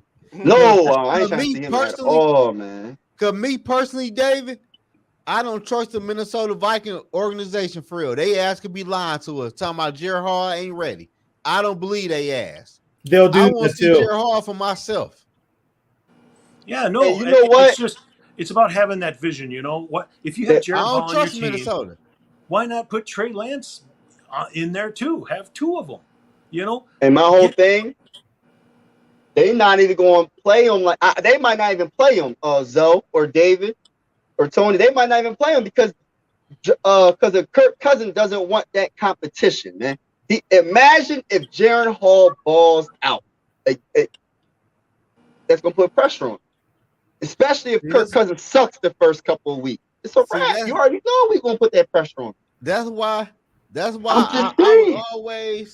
was always questionable about the Minnesota Viking management and moving forward in years, because we never ever seen a player getting paid top-notch dollar from the Minnesota Vikings getting benched for a player who are making way less. It's like the Minnesota Vikings only play the most expensive player and not the best player. Not the best player. Like I said this shit before. Like, why would Jordan Hicks and Kendricks was out there so much last year versus them other linebackers? Oh my God! Why'd you remind me of that? They let Kendricks go for his age. I'm saying though, but last year though, we ain't seen my man play a lot last year. But even let's talk this year. I'd rather Asamoah? Kendricks. Yeah, he ain't play a lot last year. He got hurt last year. Yeah, but I'm saying before he got hurt, he ain't play a lot. No, he didn't. I'd rather have Kendricks mentoring Asamoah this year than Hicks. Well, Tom was a 6th-round pick, wasn't he? Who? Because I'm reading his comment. It wasn't Tom Brady a 6th round. I'm not saying he's going to be Tom Brady. Yeah, Brady was a 6th round. Right. So I mean, you just never know the opportunity. You just have to have the opportunity in the right coach. And Brady was basically the backup to Drew Bledsoe. Bledsoe got hurt. He was the backup. He was the backup to Bledsoe, and he got hurt. And the opportunity came. You know what I'm saying? I'm not going to say Jaron Hall's not going to be nothing. We just got to see how he plays. No, I want the Vikings, man, to play the best players, man. I don't give a fuck who get paid the most money, man. I will disagree with this though. Jaron Hall will be playing a lot in the preseason. He needs to. Kirk will be playing 0. JJ will all be these kids 0. we drafted need to play a lot. Look at last year. Kirk Cousins didn't play a down in the preseason. So, no, Jared Hall's going to get plenty of opportunity. Shit. I like the Kyle Slaughter we had last year. Kyle Slaughter? Slaughter? Hell yeah. I ain't gonna lie to you. Shit. Oh, I love Slaughter. Big Slaughter. The problem is too much competition for Kirk. That was too much competition, man. And therein lies the reason why you don't think that there's why you know you can't win with Kirk. Well, no, Kyle got the worst tag of all. He's terrible in practice. Who said that's what they said with that's what Zimmer said about Slaughter. Yeah. He said he's terrible in practice. I just feel like, man, my Minnesota Vikings rep it, brother. Backers, man. They moving backers with everything. I'm dead serious, full circle here. Okay, I feel you, bro. How long you been a fan? How long you been a fan? I've been a fan since '98. How about you, Mike? I don't even know. I just know Randy Moss made me into a fan. It was 98. I don't know. 99. How about you, David?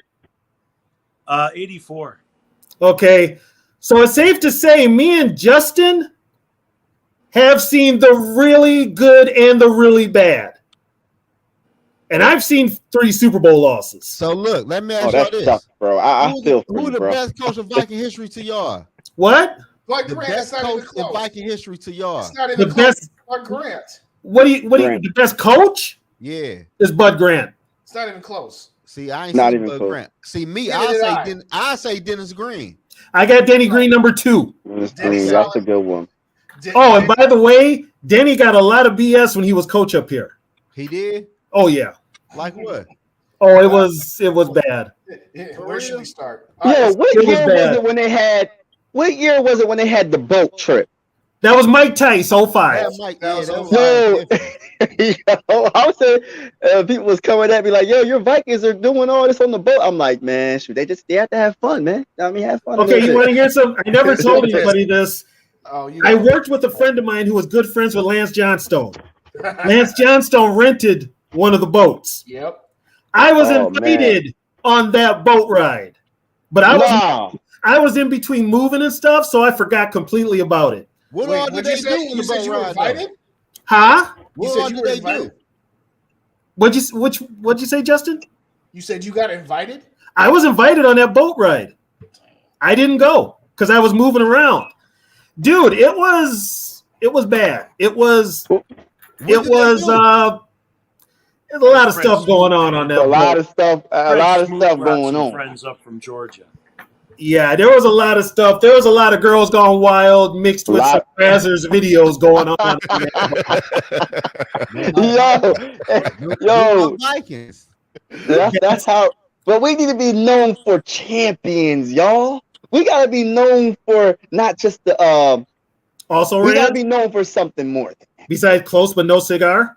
Yeah. Yes, we gotta be known for. Besides always in the Besides having these great players like Randy Moss and Alan Page and all these all-time great players and never winning a dang on Super Bowl, we gotta get us. That's why we're the most disrespected franchise, in my opinion, because I'm a Viking fan.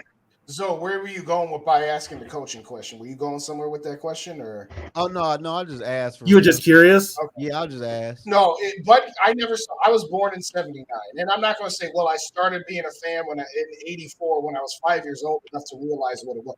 I've always been a fan. I never lived somewhere else. I lived in Minnesota my whole life. But Bud Grant is beyond. The only time a coach would ever supersede Bud Grant is if they won a Super Bowl. Yeah, and that's like just the starting point. Like, let's say KOC was the coach for this team for 6 years, won a Super Bowl, but didn't come anywhere close to 100 career wins. Even then, you could make the argument that you would still take Bud. You would need if Denny Green, who was here for 10 years, had won one Super Bowl, then it would have been a conversation, but it wouldn't have been a slam dunk. So. If the coach got 2 Super Bowls, then I'm going to say, okay, hey, you know what? Bud Grant is like Vikings emeritus. But Justin, Minnesota Vikings, Bud Grant's the first name that comes to mind. Yeah, Bud's the first name. Yeah, but look though, all our good players. Put it this way: you're in the Hall of Fame. You can't beat that. Like I got what's name? My top 5 quarterback of Vikings of all time, Randall Cunningham. No, that's mad. I said that's. I seen Randall Cunningham, Dante Culpepper, Brett Favre, Case Keenum, Jeff George. I ain't like Jeff George like that. Well, what I'm saying is, here's how I would describe it. I mean, you could have your opinion. I'm not saying you wrong. Right. I'm saying it like this. When I talk about the best quarterbacks in Viking history, I go Franz Harkington 1. I go Tommy Kramer 2. I go 3. But look, see who Tommy was 3? Tommy Kramer's number 2. I ain't watched none of the players play. Okay, I got a question for you, Justin. When it comes to Tommy Kramer, drunk or sober? Yes. Which one, drunk or sober? Sober. No, hell no. He played his best ball drunk. Yes. He played his best ball coming to the bar. I actually got to meet Tommy Kramer once at an autograph session, and I'm like, okay. He played his best ball, still hungover. But here's what I'm saying, though, Zoe, to answer your question. I go Fran, then Tommy. 3A is Dante. 3B is Kirk. Them two are pretty close. Kirk. Yes. Let me finish. Man, fuck no. Dude, here's what I'm saying, though. I put those 4 as my 4 because they weren't one-hit wonders. Brett Favre, Jeff George, Case Keenum, Randall Cunningham, they're all one-hit wonders. I They have to have some longevity of at least 3 or 4 years. But Justin, I tell you this: Case Keenum played 1 year, and Brett Favre played 1 year, right? Yeah. No, Brett Favre played 2 years. Well, he had 1 year and 1 horse. 1.5. Put 1.5. My whole career in Minnesota was better than Kirk Cousins 5 years. Okay. Yes. Okay, if you want to say who had the best season, sure, I'll listen to that. Yeah. If you want to say who had the best season, okay, Fran Tarkenton had 3 or 4 that are on the list. Tommy Kramer had 3 or 4 on the list. Randall Cunningham had 1 on the list. Jeff George had 1. Brett Favre had 1. Case Keenum had 1. Warren Moon probably had 2, maybe 3. I like the Warren Moon. But what I'm saying, Moon had probably 3. Yeah, but what I'm saying is, to me, the reason I put those 4 guys at the top is they were all at least 5 years. So I'm separating the one-hit wonders. Yeah, I feel you. Well, here's a wild card best season. You're right. Those best seasons of Randall in '98, Favre in '09, Case in 17. Yes, they're better than. But okay, just can I ask you this though? Yeah. Why do I like Dante Culpepper more than I like Kirk Cousins though? Because you saw Dante do more things than Kirk. You saw Dante could actually run the ball, could launch the ball 70 yards. He was mobile. But Kirk, in our reality though, he won more than Dante, right? He's won a few more games. Yeah, he's won a few more games. Here's how I'll separate those two. Kirk Cousins is a train, steady. Dante's a roller coaster. Dante had 2 great years, 1 okay year, and 2 garbage years. Kirk has had 5 pretty good years. Right. Which one do you want? Do you want a guy that's consistent but is going to top out at the divisional round of the playoffs? Or do you want a guy that might torpedo your season like Dante, who had a couple of 6-win seasons, but also got to an NFC championship? But look, though, see, I was young, though.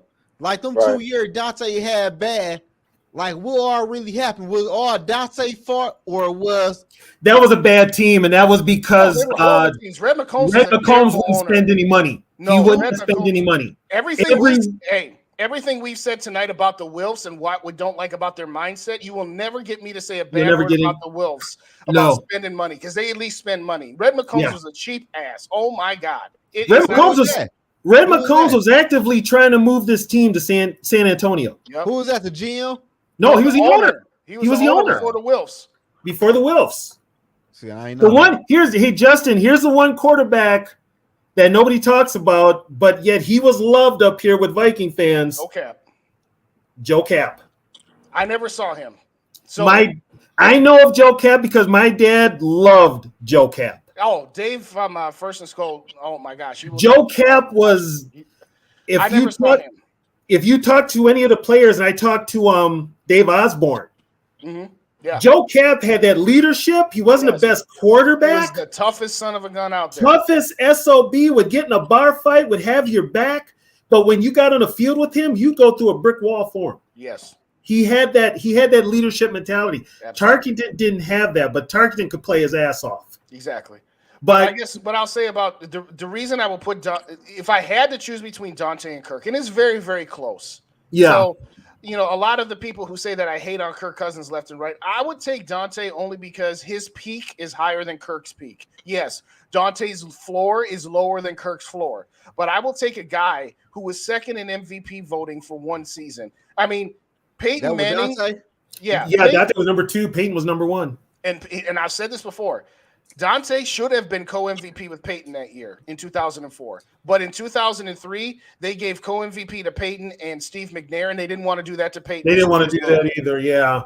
So my point is this. Dante that season was like Joe Burrow and Patrick Mahomes is what Dante and Peyton Manning were. Kirk Cousins has never been the second best quarterback in the league. Mm-hmm. So now, again, Kirk Cousins has never been the 25th quarterback in the league a couple of years like Dante has. So don't get me wrong. I'm not saying it's a slam dunk. That I'm just saying for me, I'd rather have a guy that has a higher ceiling and a lower floor than a guy who's stuck in the middle.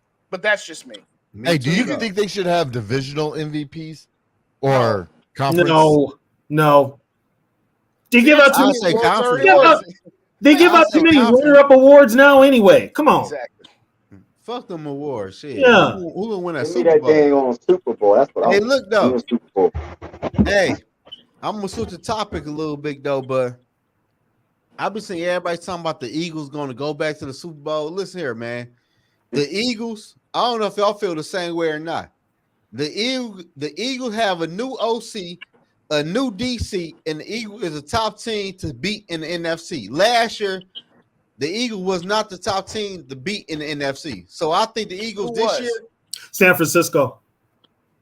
it wasn't the Eagles. It was San Francisco, and I think if San Francisco had, how many quarterbacks did they go through last year? 5. I don't know, but the Eagles though, the year before last got their ass beat against Tampa Bay in the playoffs. Mm-hmm. Yeah, well, they were no a younger team, and they got better. But let's not forget, the Eagles caught a lot of people on surprise this season, but this year I don't think it's gonna be like that. I hear what you're saying, though, but who else in this conference besides the 49ers is really going to challenge the Eagles? The Cowboys? No. They could. You know, another team that could challenge them, though? They could, but you know what? They have those moments where they melt down. They have those meltdown moments. Seattle is loaded. Here's the problem with your Eagle philosophy right now. They had easily the best or second best draft in the entire NFL last year. And they drafted the best player in the whole draft last year. And they still got the O-line and D-line. Ain't off their D-line from like Georgia? Every one of their D-line is from Georgia. I mean, I can't even hate. They tough. It is going to be a problem for everyone. The weakest link on that team is their quarterback. Give a shout to Bucket there. Get a sound. He is right. I mean, people still think Dallas are a contender. No, Dallas. You want to know what Dallas is? They are Dallas. Dallas is the Vikings with a better O-line and D-line. They still got a quarterback. Yeah. Again, I'm not trying to say that Kirk and Dak are the same quarterback, like skill. According to who was it that said they are? I'll say they are. Dak was it Amari Cooper or somebody? I can't stand Dak. Dak is overrated for me. No, Dak is the same as Kirk. He's good, not great. Dak has got a ceiling of the divisional round of the playoffs, just like Kirk does. Dak is Kirk with a little more mobility. Yes, a little less accuracy and a little more mobility. Who would you take? Dak or Kirk? Depends on if I have a left guard or not. I'm drafting. No. Out of those two, who are you taking? I'm drafting. Dak picking Dak. I got to get out of the way. I think I might choose Dak too. I ain't gonna lie. Here's what I'll say. I'll take Dak simply because he's younger and because, yes, Dak turns the ball over more than Kirk does. Dak misses games more than Kirk does. So Kirk still has some things in this conversation. But that might be the one team Kirk would actually be better at is going to Dallas because they or San Francisco because they have the line. Well, that's why I've said San Francisco. Right? So, I would take Dak because he's younger and because again behind our offensive line, Dak would do a little bit more. But it's so close. Monday morning, I'm making a call. I'll get Dak for Kirk. Do something. I didn't need all that. I didn't need all that. Do something. But I don't want Dak any more than I want Kirk. I don't want none of these fools. I want our quarterback. Call him up. I don't want Dak any more than Kirk because it's a lateral move. If you it's lateral. Dak, it's a lateral move. If you traded Kirk for Jared Goff, it's a lateral move. You're not getting any better. Here's what's missed on it though. I think honestly, darn near every quarterback in the league, as low as Baker Mayfield for the record, would look really good with this offense. I mean, you're throwing JJ, TJ, you know what? CJ. You just have to avoid a nose tackle for God's sake. If you can avoid that, we're good to go. You're in trouble. Anybody that's playing within like Baker Mayfield's going to kick our ass. It's over. You're going to watch week one. You're going to be like, God damn it. David Jeter was right about Baker being the better quarterback. Hey, but look though. What y'all don't know is he's going to show heart. He's going to have passion. He's going to give you the FU on the field, which is exactly what this team needs. I don't need the businessman throwing the ball, making business decisions. You want somebody who's stupid, who might headbutt. We better not lose a nose tackle. You want somebody who's competitive. Did Dak last year under the contract? Vikings win week one, and I think the Vikings will beat Tampa. But I'm going to say Baker's going to have a better game than Kirk week one. And you're going to sit there and we're going to be we might mess around, be 0-2 starting the season. We're going to be. I don't know if we beat Tampa Bay home opener. No, we better. We better. I can't guarantee it either. I can't guarantee it. We better beat them. We better. Did you see that video? Did you see that video I did where I picked the schedule there? I'm going, yo, so we coming deep, baby. We coming deep. Hell yeah. If I could all from Detroit I'm tired of everyone talking about Kirk keeping this team mediocre. Man, our offense is good, and I think a lot of quarterbacks would love to quarterback this offense. I totally agree with that. And I think they can avoid a 400-pound nose tackle. Exactly. Did you watch that video I did where I picked the schedule? Yeah, the good versus evil or whatever. Yeah, good. Yeah. That was dog-ass video. I the reason I bring that up is because I was just like, don't sleep on Baker Mayfield, because the last time he came into our building, he put a W on that field, and he would have had 4. Wow. And he would have had 4 touchdowns. He would have had 4 touchdowns if Odell Beckham hadn't dropped so many balls that game. So he would have. Yeah, it would have been ugly. It would have been ugly. So I totally agree with you. You right on. Baker Mayfield, I mean, he's the number 1 pick in the draft, right? Yeah. I mean, he's not going to look like a guy who doesn't know how to play. I guess what I would say, because I got to wrap, because I got to get going. I would say I hear what you're saying, but to me, I rather would just go out and draft our own guy so that we got him on a rookie contract, that we put him with KOC from the get-go, and just go from there. This idea of, well, would Dak be better? Would Baker be better? Would Goff be better? No, I don't even care about that. I want a guy who's going to be cheap for 4 or 5 years. Why don't we have that guy on the team right now? KOC needs his own quarterback. KOC needs his own quarterback. Why don't we have that guy now? Because the Wilfs don't want to do it. Because the Wilfs don't want to do it. The Wilfs are like, no. We're not going to trade up all of our picks to get an Anthony Richardson. We need to use these picks to keep the team that we have competitive, and so we can get better, so we can lose in the divisional round instead of the damn wild card round. Yeah. So look, hey David, if I'm not mistaken, I think you the first person that threw that out there, and I caught on to it. How did y'all feel about Deion Sanders' son being our quarterback? I'd love to get him. If he played good this year, targeted as the number 1 quarterback in the draft. I gotta watch it. I'm desperate. I'll take anybody. I'm desperate. I'm keeping it real. I would love to get Deion Sanders here. We to have him sit behind somebody, and so we're kind of in that mode where Kirk would be showing the door, and then. But here's the thing, though: you put somebody right away. You put somebody behind Kirk right now. He's not going to do anything to help him. That's fine. I'm okay with that. I am learn how not to be a quarterback by watching Kirk. Value in sitting behind Kirk. Good one. I said it before. Curl over and look down when a nose tackle tackles him, and you go, "Okay, I'm going to have to get out of the way when I get a chance to play." Exactly. You know? Yeah. Rule number 1: stop holding the ball so long. And then you have a year messing around with JJ and AJ in practice, and learning the playbook, getting comfortable with your environment. Brother. And so I still think there's a window to do that, because this is how I know that we're not keeping Hunter. We need a pile of money, because I think next year what happens is either we get Aaron Rodgers in here or Mr. Stock Guy, Kwesi, finally acts like a stock guy and goes, "Who's the most talented quarterback in the league that we'll be able to get for pennies on the dollar next year?" And we can still hedge our bet by getting Shadur Sanders, mind you. Okay, Dave, I took Arizona Cardinals, who are going to have 2 first-round picks next year, and Kyler Murray with no one else wanting them. We'll give you a second-round pick for Kyler. What do you say? Yeah, I took you serious till you said Aaron Rodgers was coming up here. Hey, David. I think he's all ego, and I think when he went to the Jets, it hit like a lead balloon. No one gave a shit. He came out of the darkness with this big announcement. Everyone went, "What?" He did. He wants that smoke. He wants to be the epicenter of the NFL, and there's only one place I can give it to him. Hey, David. Yep. I did a video last week about Kyler Murray coming to Minnesota. I saw it. I thought it was kind of funny because I brought up this very point. You lit me up a few weeks about it. And everybody told me, hell no. You got to have a set of stones. I know that Kyler Murray, he's probably the closest thing to a Fran Tarkington in the league right now. When you talk about running around backwards, going left and right without a plan. You know what, though? Him running 60 yards with all due respect to Fran Tarkington, Kyler Murray isn't half the brains. Listen here. You don't need the brains. KOC's the brains. People keep missing this. I keep saying it. KOC. Yeah, but you gotta know you gotta improv. He can improvise. I'll give him that. But he don't read the playbook. But Tony, that's okay. He don't audible. Just throw it to 18. Throw it to 18 and everything. That's if 18's even here. Just throw it to 18. Hey, look, if you see someone open along the way, throw it to them once in a while. It's okay. I'm gonna be real. It's okay. Kyler Murray offense been horrible in Arizona. Arizona never had no running game, and they never had no real he pass grew up catchers. a Viking fan.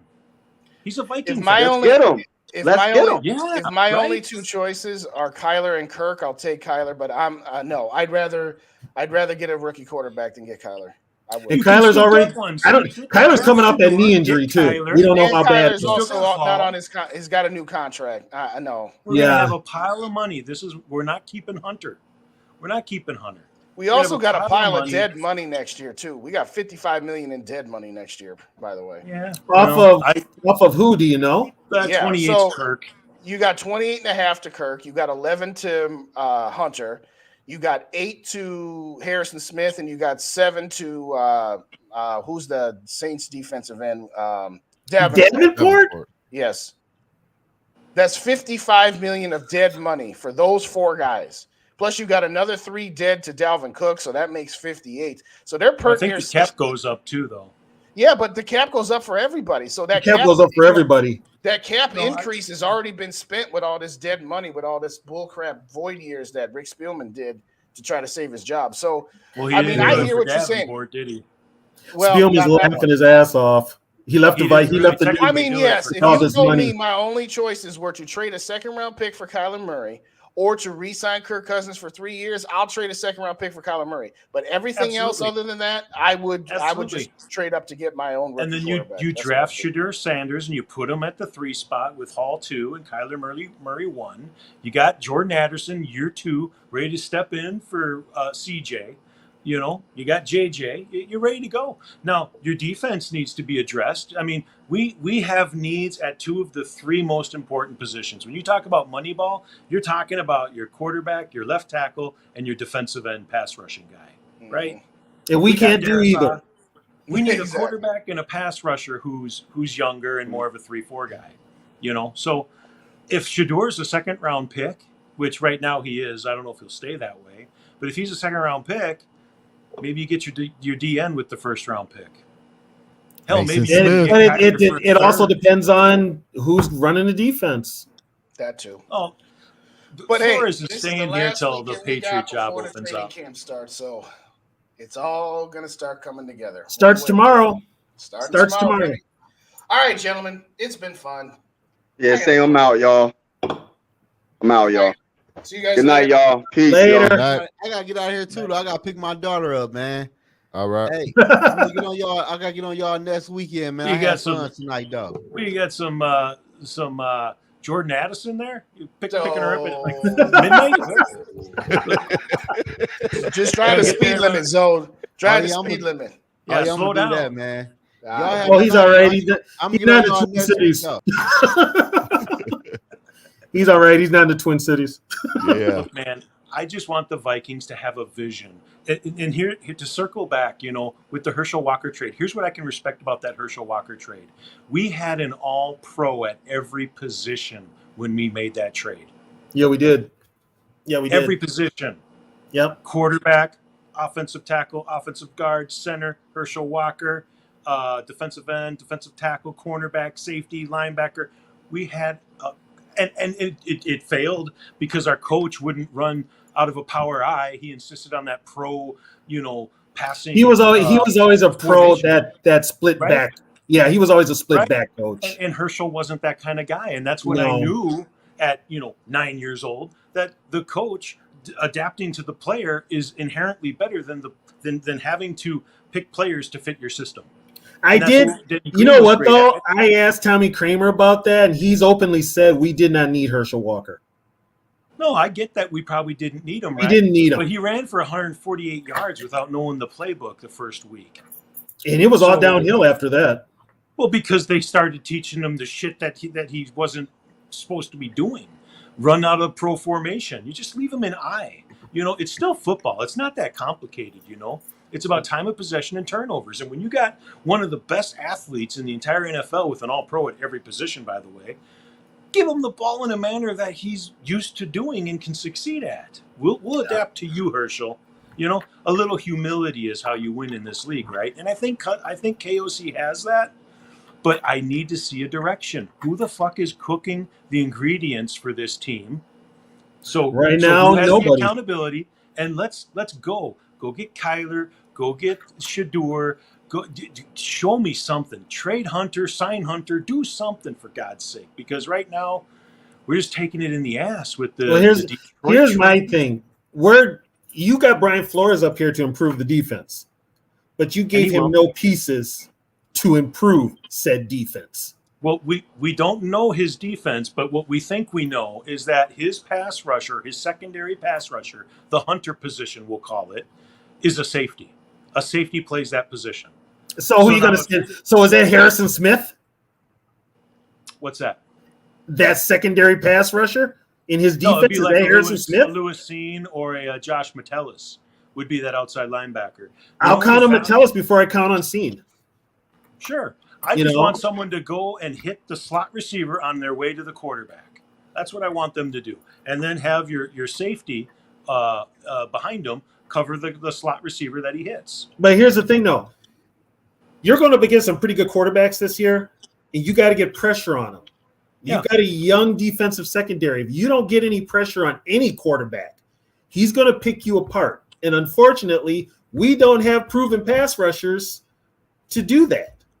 So these quarterbacks are going to have all day to pick that young secondary apart. Flores has never had a pass rusher on his defenses.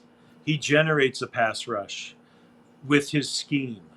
And that's what I'm trying to say is that, the Danielle Hunter position is where a safety goes. And if Hunter wants to play the other side of the end, the right outside linebacker, maybe there. But I mean, I think Hunter's a good enough run-stopping lineman where he needs to be in a 3-point stance on that line. He should have been in a 3-point stance. Still in a 3-4, mind you, though. I haven't seen them put him down there in the 3-4. And if they're not willing to do that, then we got to ship him. He's out. His age doesn't fit the window. He doesn't fit the scheme. And if all we can do is get a 4th-round pick for the guy, go find a left guard, because you have a quarterback that you're going to hang your hat on who can't avoid a nose tackle. That's all I'm saying, man. And this isn't even vision. This is just like, what do we need to do to be competent at our job? Make the trade for the left guard and then start pointing the ship in a direction where, okay, how do we go about getting the linebacker we want next year's draft? What quarterback are we looking to settle on? How do we feel about Kyler Murray? He's still a 1st-round talent. He's in a bad organization, grew up a Vikings fan. How is he going to look in this offense with JJ, AJ, KJ, TJ, all the J's, right? Sons of Anarchy. These are the questions that need to be asked, and you need to implement. Why can't we be on the other end of that stick when Arizona drafts the quarterback with the number 1 pick, and we go, we'll take Kyler, and they say, we want 3 threes. We'll give you a 3rd. Well, we want two 1s. We'll give you a 3rd. I was never sold on Kyler. That's why I'm hesitant. I'm not sold on him either, but there's no room for cowards in this league. And when people make decisions or non-decisions in this case, which is what we've been doing, is a lot of non-decisions out of cowardice or fear, there's no way you're going to win in this league, man. You have to fucking say, I'm going to take Kyler because I believe I can make him better, and I believe we have better pieces around him than Arizona. And I agree on both those points. And I can still draft a quarterback. This is the same thing I was talking about with AR last year. Had we drafted Anthony Richardson, what's wrong with having him behind Cousins right now? How would we be talking about this season right now in training camp going, well, yeah, we look good. KJ's falling into that 2 role good, and Naylor's looking good at the 3 spot, and Anthony Richardson, man, we saw him out there. He didn't know where to throw the ball on that one play. Did you see him scamper 75 yards though? Yeah, but it's practice. Yeah, but I'm just saying, give me something to hang my hat on, man. We got this kid who's $175 who gets hurt before you even put the pads on and then goes 140 miles an hour in an SUV. I get it's a Lamborghini, but it's an SUV. All right, so that alone. I mean, hey, what car are you going to buy when you become a pro? A Lamborghini SUV? Nope, off the board. Right there, I know enough. You're going to get an SUV Lamborghini, and then you're going to go 140, and that cop said 140 because he's a Viking fan. That guy was going 160, 170 all day. He went 140 because you can drive home tonight at 140. Yeah, and he was also on a stretch of the highway where nobody was on it. Yeah. That's the whole thing. Nobody was on it. Pick a highway where you can do it. It's called Maple Grove, man, not St. Paul.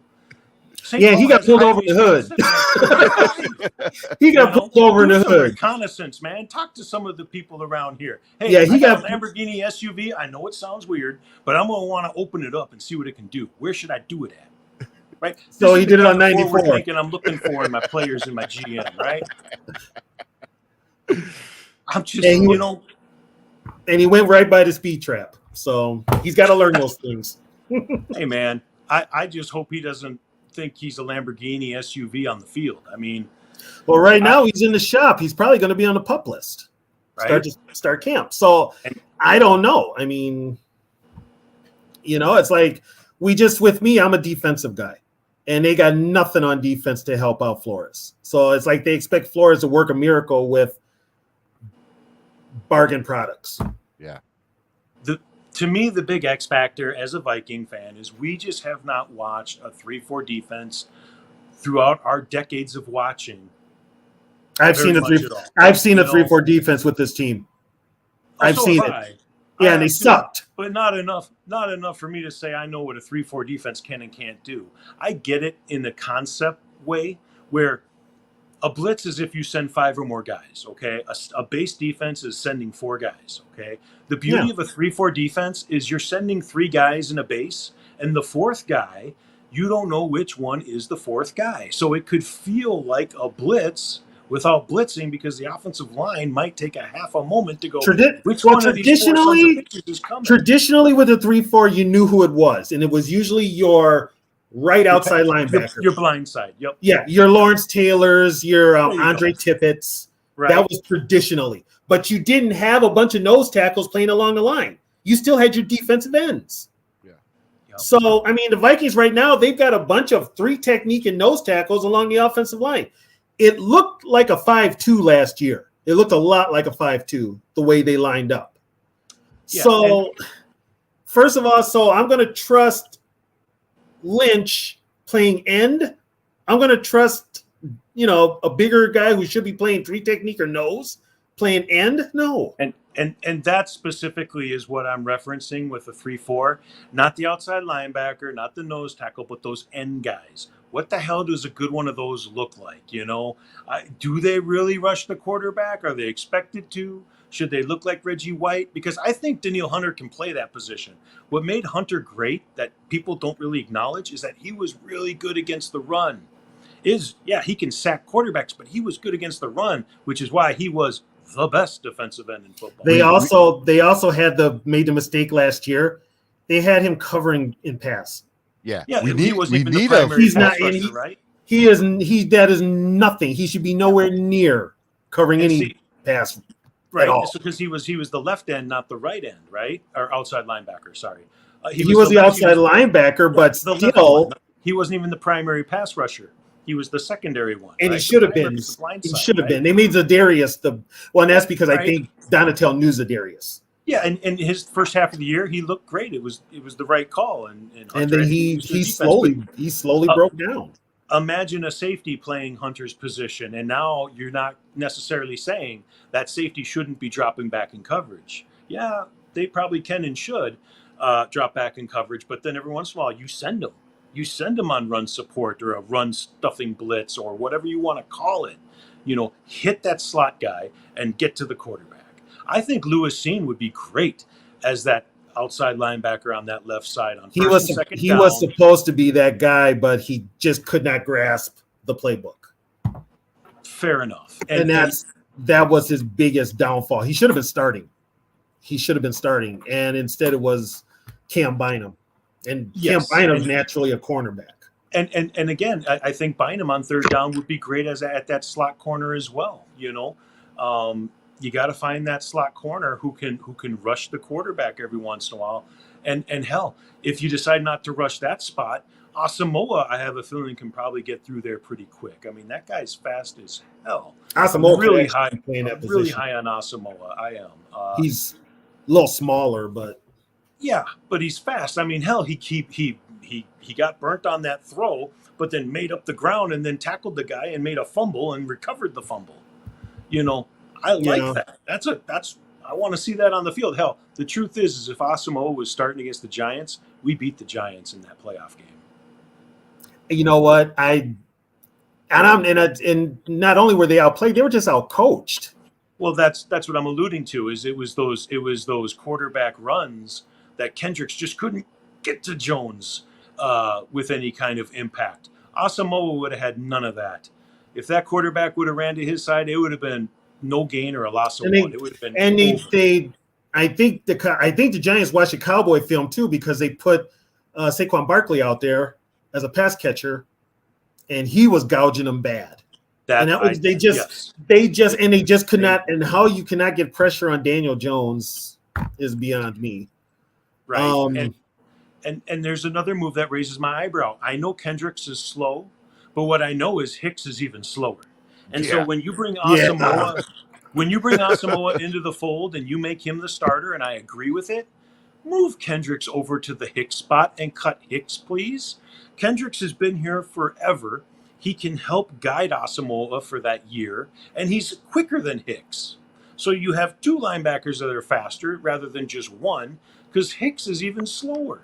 And I get it. Maybe they're saving a few bucks, whatever. But what are we doing with Hunter, guys? I mean, it's still the first move I see this front office make will be the first move the front office makes. I mean, they traded for TJ, but other than that, we're just sitting here hoping we can trade Cook and then cutting him, and then maybe we're signing him back for $7 million. I mean, what the hell is that? I don't think he's coming back. My whole thing is, if they're hanging on to Hunter right now, they either can't move him or Brian Flores is in their ear telling them, "I need some pieces." Yeah. And there's the Moneyball spot, right? So forget about the names. Let's just say you can have 8-9 guys on your team, right? Identify the positions, okay? And so you say quarterback, left tackle, receiver, and tight end. Okay, we got those. All right, that money's allocated. On defense, you go, okay, so we can get 4 more guys over there. Okay, outside linebacker, nose tackle, safety, corner, whatever it is, right? Okay, then sign Hunter. Give him his freaking money. Here's a problem. Here's the problem with Hunter, though. This is where management and his representation probably are having some problems. Which position makes more in the NFL, outside linebacker or defensive end? They both make about the same, but I would say defensive end probably makes more than an outside. Hunter wants to get paid as a defensive end. But in a 3-4, that's that defensive end. None of us really know what that looks like. Is it a nose tackle? Is it a Reggie White build? What is it, Michael Strahan? If you know your football, it's basically Reggie White in a 3-4. The only difference in a 3-4 is you take one of your tackles and move him to linebacker and move the nose tackle over. It's not that difficult. White would be kind of the build I would assume it to be, right? But Reggie White was in a 4-3, so he played. But his first year in Green Bay, he played 3-4. Okay. First year in Green Bay, he played 3-4. Okay. All the years with Philly, he was 4-3, and he was all over the line. But his first year in Green Bay, he was 3-4. And then when they got Sean Jones, they moved to a 4-3. My guess is those defensive ends in a 3-4 don't get a lot of sacks. That's just my guess. I bet they probably get 5 or 6. I would assume Hunter could probably still get 10 or 11 sacks at that spot. I think Hunter's better out of his 3-point stance, too. He doesn't want to stand up. He wants to play in a 3-point. Since he's good against the run, he's going to naturally be able to handle the alignment issues or whatever makes it hard to sack a quarterback. And here's the thing with the Vikings. When Donatel came in here, he moved all the defensive ends to outside linebacker, which was a dumb move. Yep. You should see what they got at defensive end first. You should have got your defensive ends to play that 3-4 and get outside linebackers to also play it. Yes, because then you can send, if you have Hunter as an end on one end, and say Davenport's the other end, and then say Lewis Seen is the left outside linebacker, or Metellus, and then say you take DJ Wanham or Patrick Jones and make them the right outside linebacker. Well, now your pass rush looks a little different, right? You got the nose tackle, Hunter, Davenport, and freaking Patrick Jones going, and you don't even have to send Seam or your nickel outside linebacker, whatever you want to call that, it looks a lot different. But when both of your outside linebackers are your pass rush and you can only send one of them,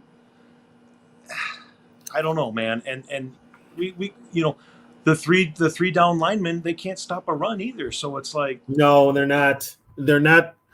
They can't stop the run. They can't rush the passer. It's like in whatever scheme they ran last year, we were getting gouged a lot even before. I mean, it was noticeable. The winds covered it up, but we were getting gouged. Donatell did nothing, and even KOC as a head coach didn't sit with him and tell you this is how I would beat your offense, your defense. You need to try and stop this. He let Donatell run the defense basically into the ground, and look what it got us. Well, and there's that 6 degrees of separation there when you talk about Zimmer and KOC. Both of them are guilty of the same thing. Now, KOC was a rookie coach, so give him some slack, but they both turned their back on the other side of the ball because that's not what they do. Zimmer's the big defensive guy who can't draft a freaking cornerback. And then KOC's the offensive guy. I don't want to know nothing about the defense. Well, look what that got you. Basically, don't tell me about my side of the ball if I don't tell you about your side of the ball. Well, he should take this opportunity and learn everything he can from Flores while he has Flores. And that's why I've always said, if you're going to be a head coach, coach the team. I don't think KOC should not be calling plays. Find somebody competent enough to call the plays for you. Be a head coach. Yeah, that whole head coach calling plays thing, it's like an ego thing to me. I don't think Denny never called plays, and we know that guy was a great offensive play caller. He allowed his coaches to do their job. None of them did. Matter of fact, when Burns came on as head coach, he didn't call the plays. It was Bob Schnelker. Right. It was Schnelker. So it's the only coach, the first coach I remember that called the plays when they got here was Brad Childress. And look what that got us. Yeah, I don't like the chilly years. Those were some tough years. I don't even want to talk about the chilly years. I'll talk about Les Steckel before I talk about Brad Childress, because Brad Childress was a mistake that lasted 6 years too long. Yeah. And that goes back to management. But once again, you get a lot of these coordinators that get these head coaching jobs, and they're not good at it. I think KOC is a good coach. I think we got something that's going to be here for a long time. I really do. And I'm not ready to give up on Kwesi yet. I'm trying to figure out who is the damn decision maker, because right now my gut tells me the decision maker is actually KOC and his coaching staff. And in Kwesi's defense, he's saying, hey, here are the guys that the scouts and that we like over here. Here's who we recommend taking. And the coaches are saying, well, we like this guy. We want this guy. And Kwesi's like, okay, let's get you what you want. Let's get you what you think you need. And we're just whiffing left and right. And right now, it's probably that right now. But this is the feeling out process. They've only been at it 1 year. They had success. They need some problems. They need to hit a rocky road. And then we'll see, because I think what I'm telling you, what I know for a fact, is KOC and Kwesi against Wilf and Miller.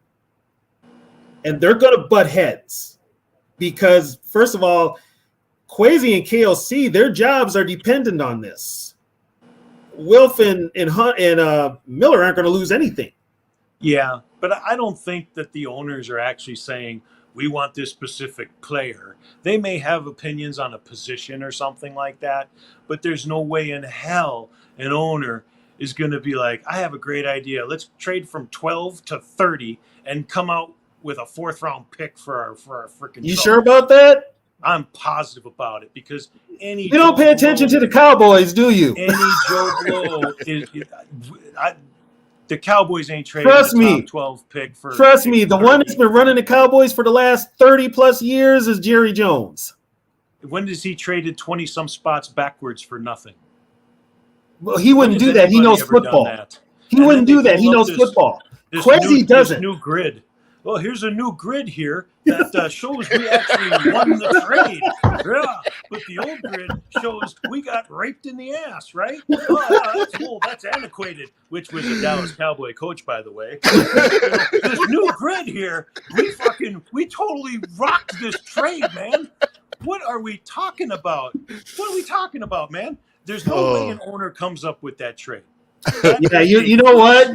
You'll never trade if I ever seen one. You know what? With that talk, you will never get on K-Fan. Paul Allen will never have you on. You're too damn negative. No, I'm too truthful is what it is. I agree. This is the truth, man. Look, Jameson Williams is going to be a pain in our ass, and I know he's on a slow train here right now, but I am not going to enjoy watching that guy play. When we could have drafted a safety at pick 23 this year. And right now, we don't have anybody to even cover him. We could have took Joey Porter's kid at cornerback, who was the first pick in the second round at pick 23, and had Jameson Williams. See, with your Dallas Cowboys, I'll tell you a quick story here. When they drafted Ezekiel Elliott, I said that was the worst pick I've ever seen in my life. I said the no-brain pick in that spot was Jalen Ramsey. And it wasn't because Jalen Ramsey was the better pick. It was because I identified Derrick Henry is the best running back in that draft, which they could have got in the second round, and they took that Notre Dame kid who was supposed to be the number one pick in the draft, who blew out his knee, Smith, whatever the hell his name is. Jalen Smith? Right, whatever, probably. Yeah, he's in Jacksonville now. They could have had Jalen Ramsey at 4 and Derrick Henry, and I just watched these games half-assed, watch a college game. Who's that big guy dragging 4 people down the field? That's Derrick Henry. Oh, he's good. He's good. Yeah, the guy who just stiff armed Josh Norman into next week's game. Yeah, that was Derrick Henry. Right? So I'm willing to give Kwesi a pass on all these things. Is my point. As bad as it looks, but give me a vision. Give me something where, at least with the Herschel trade again, at least they said we're gonna put it out there on the table, and if it gets chopped off, it gets chopped off. But God damn it, at least we fucking made a move. At least we tried. But you know what though? Mike Lynn screwed himself when he said at the presser, if Herschel Walker puts us in the Super Bowl, this is a good trade. If he doesn't, then it's not a good trade. Yeah. Well, what's screwed them, and they gleefully tell this story over there in Dallas, is that we got a bunch of players from Minnesota, and if we cut them, we get all these picks. Yeah. And Minnesota never saw it coming. They cut them all. What? Yeah. So now we owe you like 15 picks? That's not fair. What are we doing? And one of those picks was Emmitt Smith, I believe. Yep. It was. Yep. They cut Darren Nelson, all sorts of guys. Yeah, they traded. It was Darren, Alex Stewart, who was he was hurt, David Howard, Isaac Holt, and Jesse Solomon. Yeah. And the only one who lasted in Dallas might have been Holt. Darren Nelson wouldn't. Yeah, Darren Nelson wouldn't play. He ended up going to San Diego. Jesse Solomon ended up in Tampa Bay, and David Howard moved back to Minneapolis. He had a rib shack. Right. Yeah, but they had all the draft choices. I'm not saying this team is ready for a big, bold move. We're on the edge of something special. In fact, this is probably the least talented team I've seen in 40 years of watching the Vikings. And it's not just off the frosting, We got JJ, we got, TJ, and even Kirko. And where's our defensive end? Where's our freaking linebackers? Where's our cornerbacks? Where's our freaking offensive line? Where's our, I'm used to seeing us having everything everywhere except a quarterback.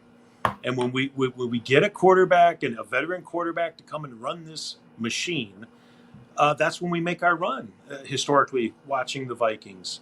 And we get that rookie receiver, those are the two things you look for when we're making our run. So we've got the second-year receiver, third-year receiver, we got the rookie receiver, and we got Kirk Cousins. So we still can't stop anybody on the other side of the ball. So we're going to have to pray to God that we can outscore some teams, and we can't do that. Those cornerback missed picks are coming to roost. How many did we miss? 6, 7? I mean, it's a lot. It's a lot. Yeah. And when you look at it logically and you go, okay, I'm a semi-smart guy. I found a way to make a lot of money, managing a football team, right? The whole league has rules set up against your cornerback succeeding. So basically, every corner in the league not named Sauce Gardner sucks. Okay? So you're going to base your premise on the idea that you're going to draft a Sauce Gardner, a couple of them even, and you're going to cover your way out of this problem when the rules are meant for the receivers to get open and catch the ball?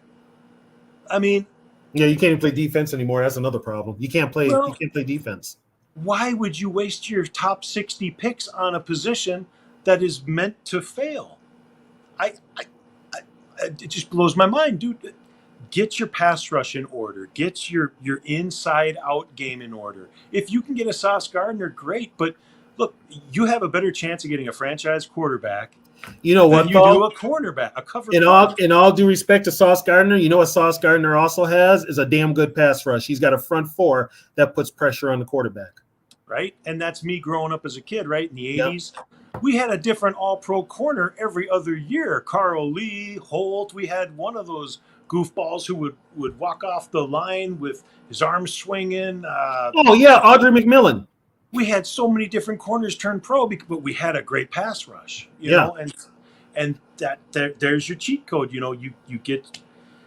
We all know it. It's the line of scrimmage is where you win, And we suck on both sides of the line at the line of scrimmage. And that's why that's probably the undertone of all this urgency to get the quarterback is that if we can get a quarterback, something we've never actually done before, Culpepper's the closest we've come to it.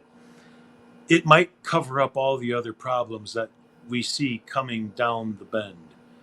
And I've never seen a Viking team with a defensive line problem and an offensive line problem at the same time. I saw it. Okay, now keep in mind, I saw the Purple People Eaters. Once those guys were gone, we had drafted a bunch of defensive linemen, and they just didn't measure up. So they were just inconsistent. But then we got Millard and Dolman. Now, Dolman was a linebacker. They moved him to defensive end, and it worked. We had him, and then we had some pretty.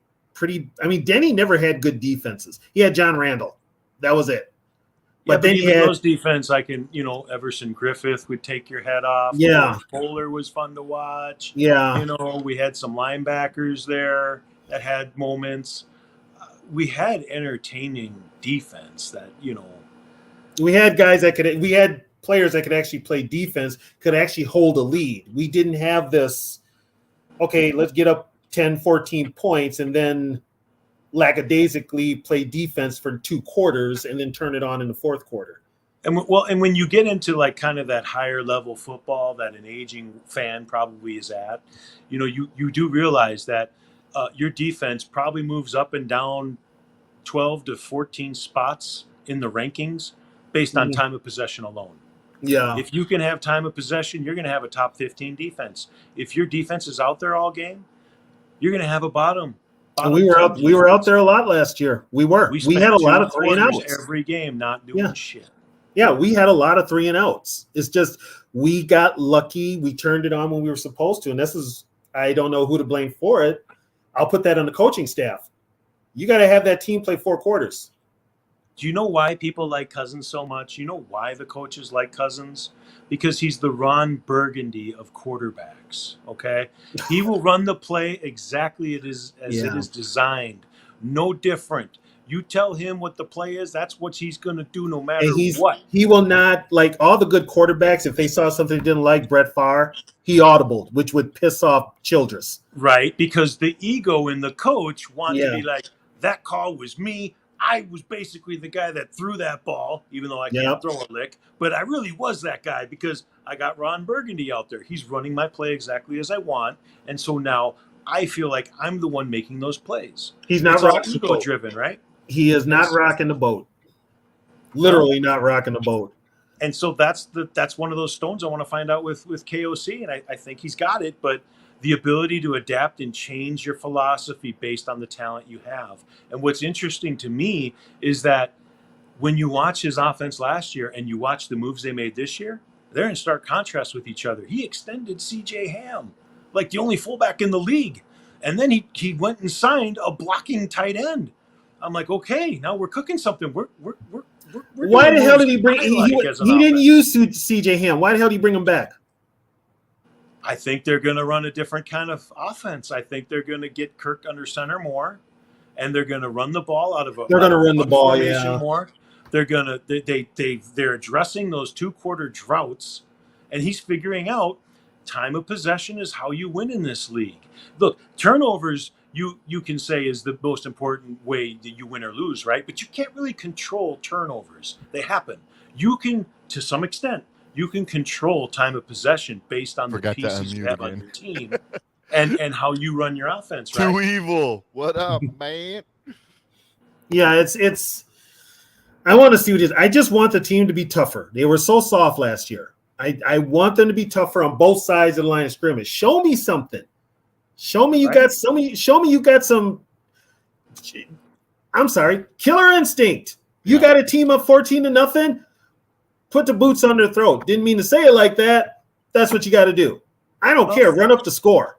When you extend CJ and you sign the best blocking tight end in football, and then you get a big running back like Alexander Madison to be your main guy, those are 3 major moves on that offense, and you draft Jordan Addison. Okay, but here's another problem. You re-signed Garrett Bradbury.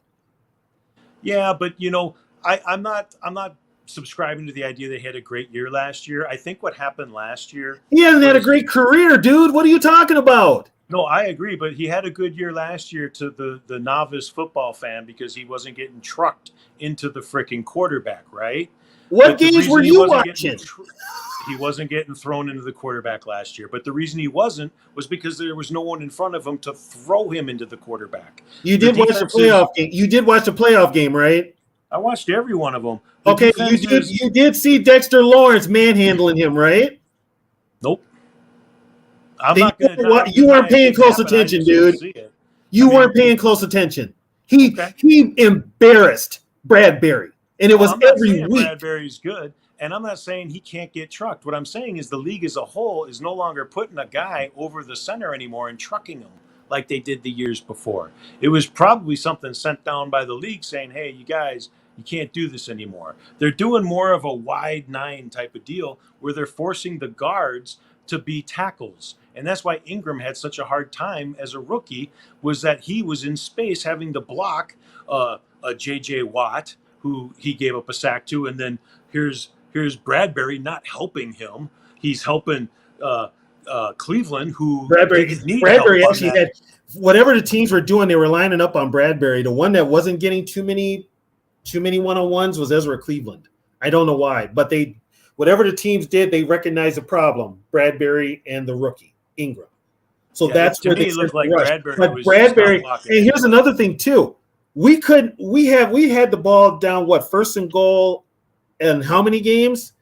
Especially that Buffalo game and the Packer game, we couldn't gain a yard. Yeah. We could not gain a yard. That yard this year, right? Huh? Anthony Richardson, he'd get you that yard this year. Actually, I would have bootlegged more out of there, but that's just me.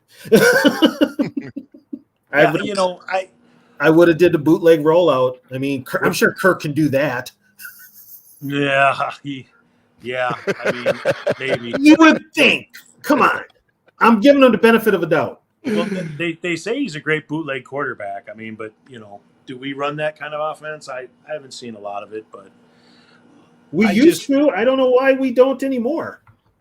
I'll give KOC the get to know your team thing, and he's adapting, he's adjusting, he's changing his offense a bit based on the signings and the things he's done in the offseason. But, really, until I see this team with a vision, and this Hunter thing is a big thing. If you sign Hunter, you're not going to have the money to get anybody else, to get an Aaron Rodgers or to trade for a Kyler Murray or any of those moves, right? Yeah, I'm not saying that you should do it. I'm just saying that if you let Hunter go, I have to assume that involves you taking a pile of money and doing something with it next year.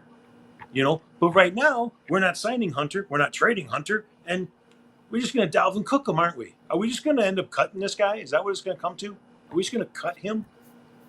It wouldn't surprise me. They better. If we cut this guy, man, that's about the worst front office stuff I've ever seen. And like Justin said, we'd still be on the hook for some of that dead cash next year.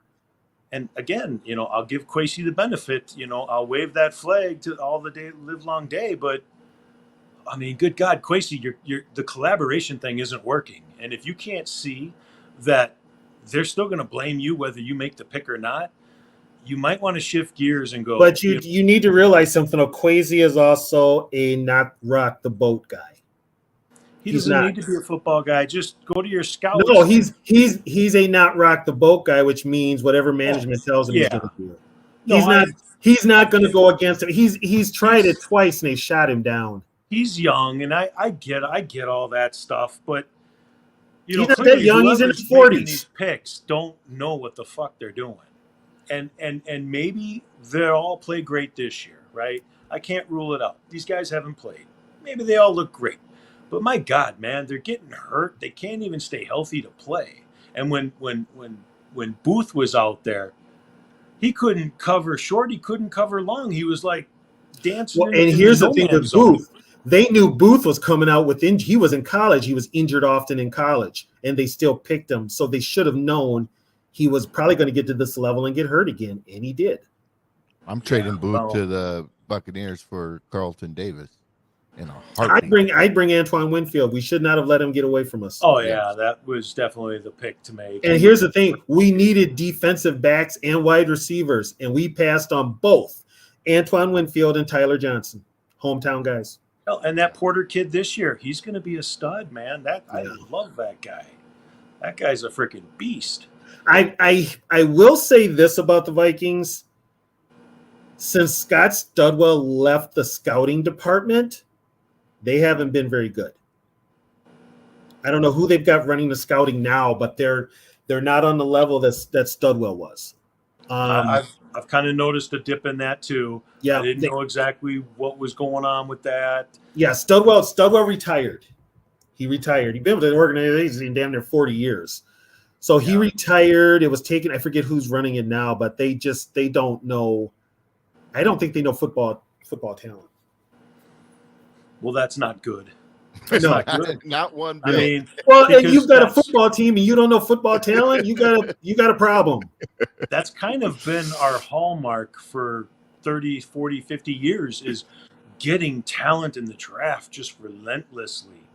And not having a quarterback, of course, but we have everything else. I think the last draft we had that actually panned out.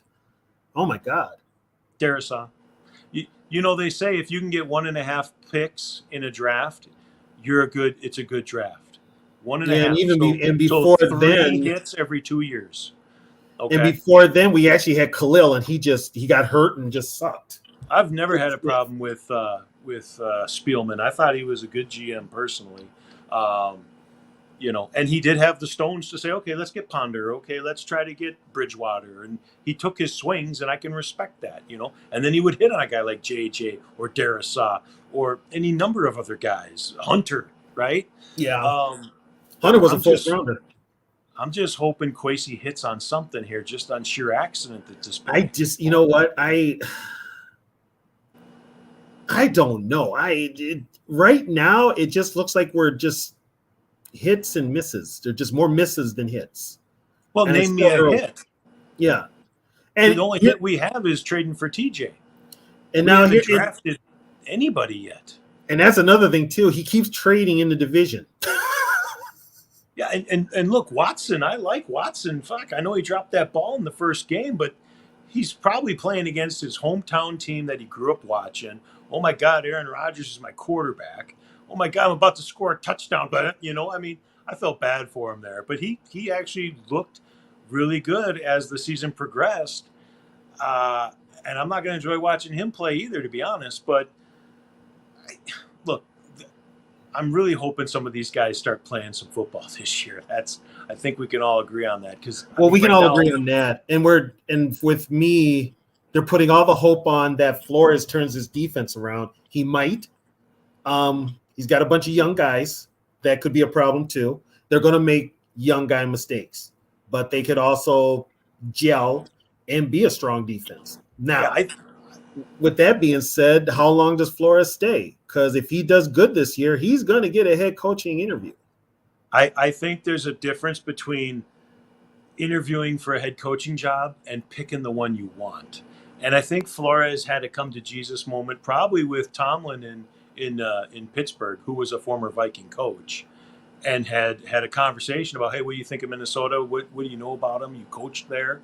And he probably said, hey, it's a great place to go and coach, and he does need some polishing. Flores, as good a coach as he is, he's a horrible interview. He's terrible with the media. He just kind of doesn't know what to say. And maybe Miami did a job on him, right? I can't rule that out. But there was a lot of that. And as far as bad interviews, I mean, did anybody listen to Brad Childress's press conferences? Yeah, right. Well, but the point is that Flores needs some head coaching polishing too. It's not like he's just a ready-made guy right now. But he made the right choice going, I'm not going to Arizona on my last opportunity as a possible head coach. Well, if that's the case, here's my wish. Here's my wish. Okay. Flores is going to stick around. He will. Until Bill Belichick retires. That's what I see too. And he's going to get polish. He's going to get that polish. Yep, he does need it. KOC, learn from him for all that. And when Bill Belichick retires, the Crafts are going to bring him. You think the Crafts will bring him in? Yep, because they know him. They know him. And it's not even KOC polishing him up as much as the media itself here will polish him up. I mean, look at all of the players that have turned to the media and been stars. Chris Carter, Randy Moss, Nate Burleson. I mean, damn near every Viking has done something with the media. Robert Smith in college football. They all have this polish that I'd like to think they got from being here a number of years and learning how to answer questions without answering them, but having some charisma and a little humor to it and whatever you want to call it. But, you know, he's very guarded and he's starting to lower the guard a little. I see him getting a little better on some of the YouTube stuff, right? But he needs some of that because whatever happened in Miami and whatever in the past, he's got to let that go. And I want to see this guy pick the team he wants. That's what I want for him. And to just go interview somewhere because they have an interest in you, man, screw that. I think he ends up at Washington.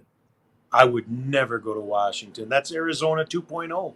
I know it's a new owner, but they can't even decide on a name that's worth freaking coaching.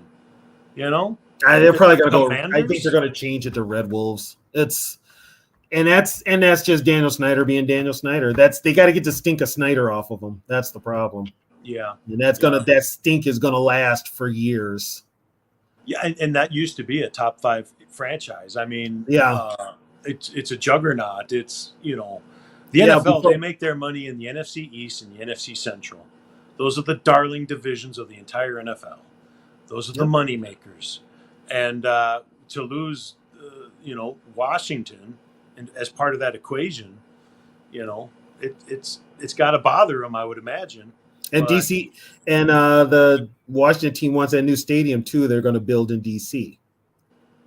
Yeah. So they had to do something because Snyder was just a black eye on not only DC but the whole league. Yeah. So they had to get him out of there some way somehow. Right? Yeah, they're not even in DC. They're not even in DC now. No, they're what, Landover? Landover. Yeah, they're Maryland. Well, DC is actually kind of in Maryland, I guess. Yeah, it's in the middle of all sorts of stuff, but regardless, I always thought they should have changed their names to the Washington Hogs, and I would have made the logo on their helmet like the Monopoly guy on the board, but make it a pig with cash popping out of his pockets, kind of alluding to the corruption in DC. And then also the Hogs is a nod and a wink to the old O-lineman, the nickname they had back in the day, right? Yeah. And then now when you get the breast cancer week with the pink people wear, they could have wrinkled pink into their jerseys and had some of that pink all year long. or what they really should have done was called their team the Washington Skins, like skins as in Benjamins, money. But still keep the Monopoly pig on the helmet, with the money popping out, and then give the kind of the FU to the league. We're still the Skins, buddy. We just dropped the red. That would be my number one pick, honestly. Oh, I think Tony froze. He might have. Yeah, Skins with a Z. All right. Well, we're at 3 hours. We're going to tune on out. Hey, thanks everybody for coming. Hey, thanks again, Dave. For everybody that tapped in, we'll be back next week. All right, man. See you. Have a good night. You too.